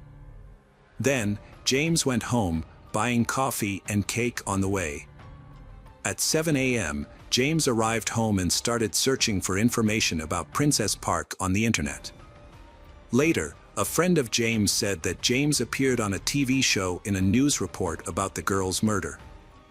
James decided to contact the police station after receiving a call from his friend. James' girlfriend, a 4-year relationship, recalls that during intimate moments, James tended to be rough with her. However, when she took a closer look at James' internet search history, she discovered that James was searching for violent and extreme content. James Todd, 19, is a working and studying student who aspires to build a career in the restaurant industry. He lives with his parents and often stays up late to watch adult videos. In particular, movies with tragic endings for female characters make him want to recreate them in real life. James grew up in very difficult living conditions. James' family consisted of 5 members, his parents and 3 sons, with James being the middle child. They lived in a chaotic and uncared-for environment, with many pets and a kitchen that collapsed due to rotting floors. Food was often cooked in the bathroom on a simple stove, right next to the toilet that was often clogged. The entire house was a mess with cluttered furniture, trash and debris everywhere, with leftover food and garbage everywhere. James was rarely at home and often had to sleep on a desk in a classroom or on a park bench. His mother said that the poor condition of the house was partly due to her suffering from depression. However, James insisted that their house was always in a state of neglect, regardless of the cause. Information about the father's role in the family situation was not mentioned. Prior to the incident, James had been visiting the house less and instead spent more time at his girlfriend's house. His girlfriend noticed a change in his behavior and attributed it to the stress of college and his worries about his future. The police discovered that James had been diagnosed with mild autism spectrum disorder and attention deficit hyperactivity disorder as a child. As a teenager, James had been in and out of psychiatric care several times because his teachers were concerned about his antisocial behavior. However, it should be noted that autism or Asperger's syndrome can manifest in many different ways, but is not associated with dark or harmful sexual tendencies. In James' case, 2 psychiatrists worked with him and analyzed his situation thoroughly. The doctors concluded that James showed signs of sadistic personality disorder, a factor that may have contributed to the tragic events. Doctors believe that the combination of autism and sadistic elements in James's personality may have played a role in his tragic end. James' friends saw him as sociable, cheerful, and seemingly no different from other people. They noted that he was able to apologize, distinguish right from wrong, and behave rationally. The judge who heard the case concluded that James Todd intentionally killed Eurydice Dixon, motivated by perverse desires and the intention to act out his perverted fantasies. As a result, on September 2, 2019, James Todd was sentenced to life in prison with the possibility of parole after serving 35 years. James Todd's father, Jason Todd, took to social media to express his condolences to Eurydice Dixon's family. In it, Jason shared his pain and anxiety at not being able to see his son again after the incident. Jason also revealed that he had faced a lot of abuse and criticism on social media. However, Jason later deleted all of these posts. Meanwhile, James' legal team was trying to appeal James' life sentence. They argued that the sentence was too harsh for James, who was 19 at the time and had no previous criminal record. The lawyers also cited numerous testimonies from people around him who described James as a good and kind person. The lawyers also pointed out that James fully admitted his guilt and expressed remorse. They also pointed out that James was autistic and had lived in poor conditions before the crime. However, the appeal was ultimately rejected. Police investigating the case say James is now living in significantly better conditions than his previous home. James still feels remorse for his actions. James' time in prison was harder than other prisoners. Psychiatrists say James would pose a serious threat to women if released. Following the death of Eurydice Dixon, the bar where she last performed comedy decided to cancel its comedy nights on Tuesdays in her memory. To continue Eurydice's legacy, the Melbourne government has introduced grants to support emerging female comedians. Andrew, who desecrated the Eurydice Dixon Memorial, was convicted and sentenced to 5 months in prison. Following the tragic death of Eurydice Dixon, police have advised women to be more careful at night, avoid walking alone and always carry their phones. Hey detectives! Welcome back. We've got another mysterious case to explore. The case of Anna Delvey. Anna Sorokin was born on January 23, 1991 in Domodedovo, a city south of Moscow, Russia. Her father was a truck driver and her mother ran a small shop. In 2007, when she was 16, Anna and her family moved to Germany. Her father became a manager of a transport company, but the company went bankrupt in 2013. He then worked in a heating and cooling industry. During this time, Anna's mother took care of the family. Anna attended a Catholic school. Anna is reserved and modest. She also had difficulty learning German. In 2010, Anna began studying at an art and design college, but Anna dropped out in 2013. At the age of 22, she moved to Paris and started a new life. In Paris, Anna interned at a French fashion magazine and began using the name Anna Delvey. She claimed that Delvey was her mother's maiden name, but it was not. In Paris, Anna attended various fashion events and social gatherings. Her parents supported Anna financially as much as they could, and Anna always reassured them that investing in her future was a wise decision. In 2016, Anna moved to New York. Thanks to her relationship with Oliver Zahm, the editor-in-chief of the French magazine where she interned. Anna was a regular at high-class social events. Anna met the rich and famous at these gatherings. At these events, Anna introduced herself as Anna Delvey, a wealthy heiress from Germany. She claimed to have a fortune of 60 million euros in Swiss bank accounts. Many people are still speculating about Anna's father's true occupation. Some people thought he was a diplomat, others thought he owned an oil company, and some of Anna's acquaintances believed his work was related to the antiques trade. While in New York, Anna befriended the famous art collector Michael Suffolhang. Michael shared with her his dream of opening a private art museum. When Michael told her about his plans to attend an art exhibition in Venice, Italy, Anna expressed her desire to join him.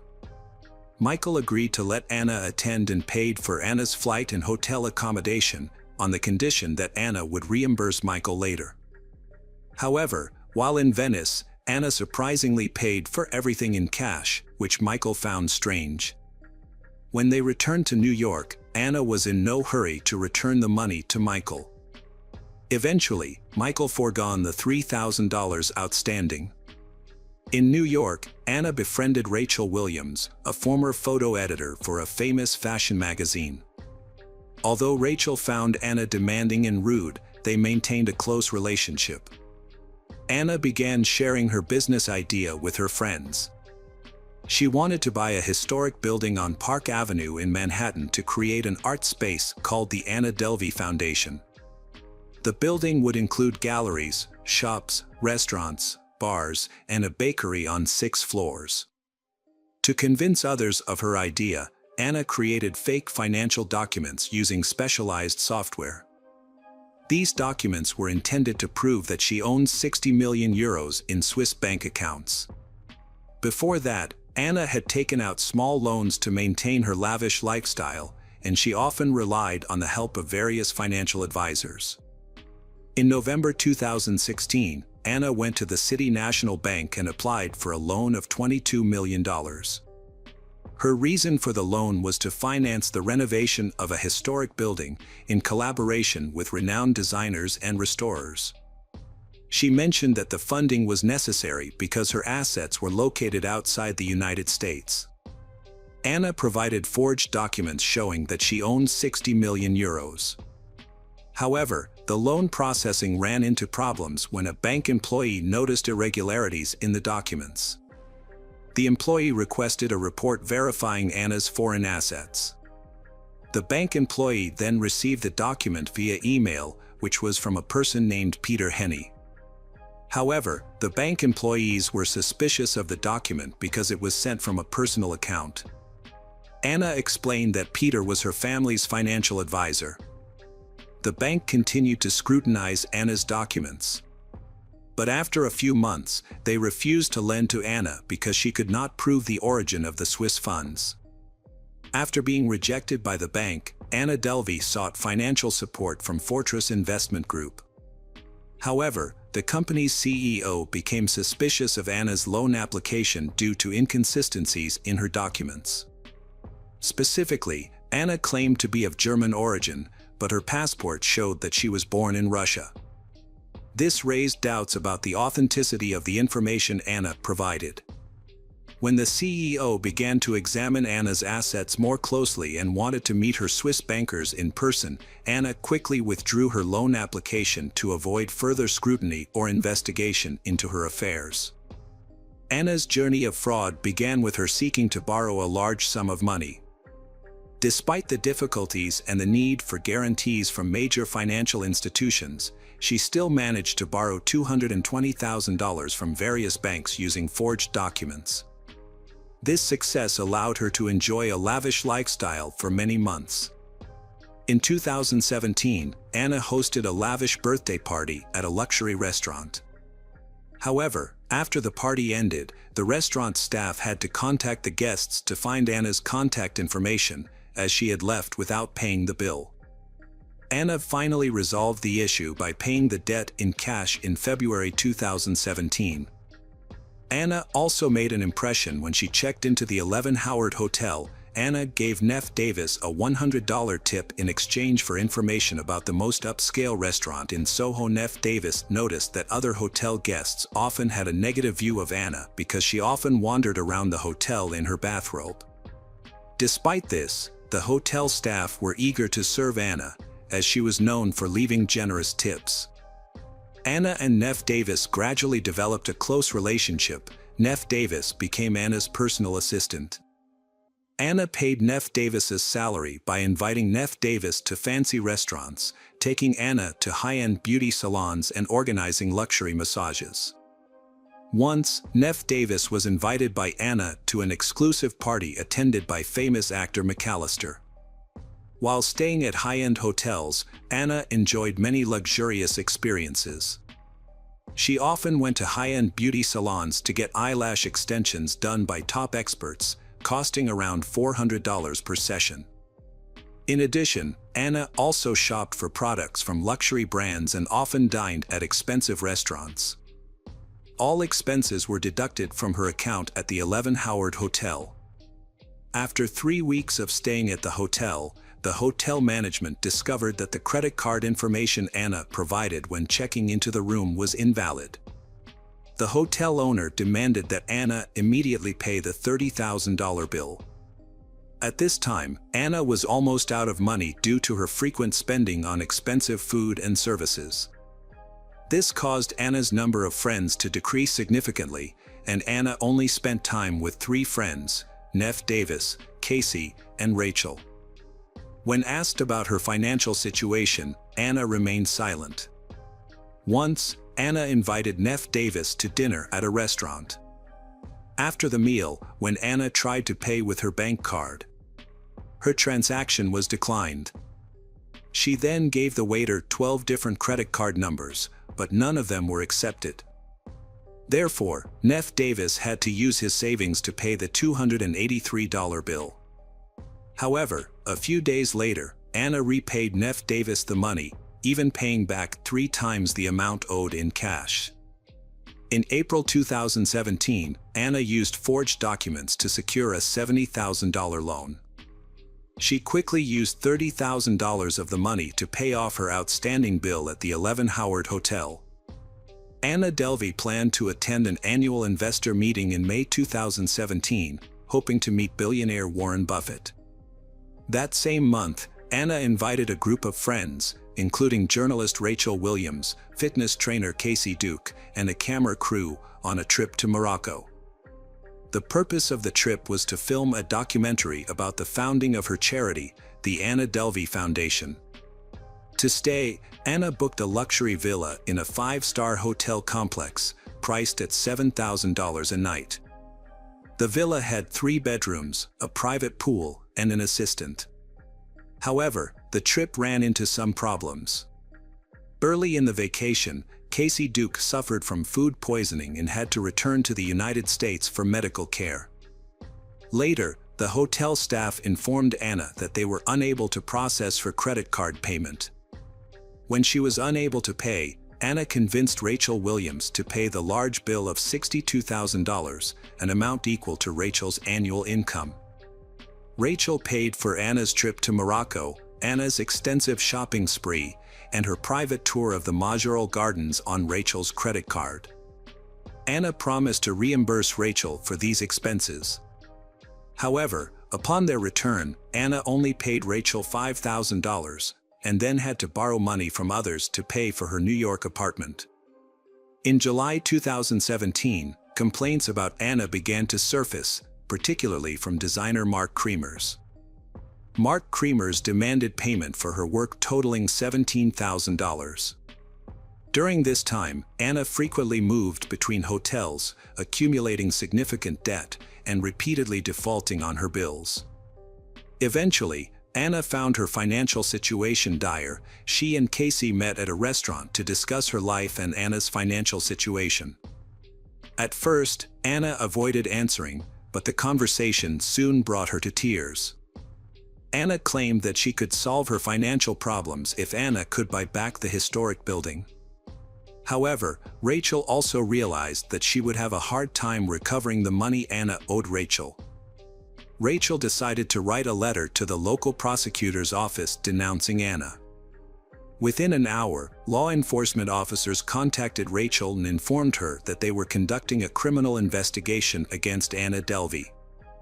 Anna Delvey was arrested on October 3, 2017, at a rehabilitation center in Los Angeles and was charged with grand theft and check fraud. By the spring of 2019, at the age of 28, Anna was facing a months-long court case that resulted in Anna having to pay debts totaling at least $275,000 to various organizations and individuals. In 2016 to 2017, prosecutors alleged that Anna Delvey committed the fraud over a 10-month period. From November 20, 2016, to August 2017. According to prosecutors, Anna's modus operandi included financing the lavish lifestyles of her middle-class friends to avoid raising suspicions about her wealth. In turn, Anna relied on wealthier acquaintances who were less vigilant about their spending to cover Anna's expenses. In her defense, Anna's lawyer asserted that she was confident in her future financial capabilities and that she could repay the debts Anna had incurred. During the trial, she frequently wore high-end outfits and expressed dissatisfaction with the way the press covered the trial. Although she did not consider herself a scammer, she was eventually convicted and sentenced to 4 to 12 years in prison, along with a $24,000 fine. She was also ordered to pay $200,000 in restitution to her victims. In an interview, Anna admitted that she did not regret her past actions. She even stated that if given the chance, she would make the same decisions again.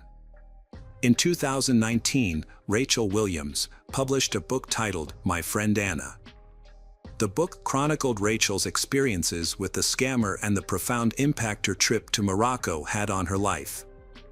Despite being detained, Anna's social media accounts remained active. Through her posts, Anna instructed her followers on how to contact her and how to send her money using cryptocurrency. During her time in prison, Anna paid special attention to her health and appearance. Anna committed to sleeping at least 12 hours a day and practicing yoga for 9 hours a week. Anna is proud of her positive changes. Without a phone, Anna spent her time reading. However, she was unhappy with the prison menu, especially the lack of fresh greens and broccoli. To improve the situation, Anna made her own nut milk, grew her own vegetables, and experimented with new organic products in the prison cafeteria. After serving her 4-year sentence, Anna Delvey was released on February 11, 2021. After her release, she returned to her lavish lifestyle by moving into a luxury hotel. This was made possible by the money she received from Netflix, who bought the rights to adapt her story. Part of this income was used to pay off some of Anna's outstanding debts. However, Anna's freedom did not last long. Just 6 weeks after her release, on March 25, 2021, Anna Delvey was arrested by the U.S. Immigration and Customs Enforcement. Anna was detained for 18 months due to her expired security visa. The decision to detain her was made because the immigration judge judged that if released, Anna would likely return to her fraudulent behavior. In February 2022, Netflix premiered the film Inventing Anna, written by Shonda Rhimes, starring Julia Garner as Anna Delvey. It is reported that Netflix paid Sorokina $320,000 for the rights to her story. Anna is currently under house arrest in an apartment in New York. During this time, she is not allowed to use the internet and strictly adheres to this rule. However, Anna still keeps in touch with her family by phone and is allowed to attend some meetings on Thursdays. Anna also continues her artistic activities by participating in magazine photo shoots and giving interviews. Recently, Anna had the opportunity to celebrate her 32nd birthday at her New York home in January 2023. Currently, Anna is nurturing ambitious plans for the future. One of her plans is to launch her own reality TV show.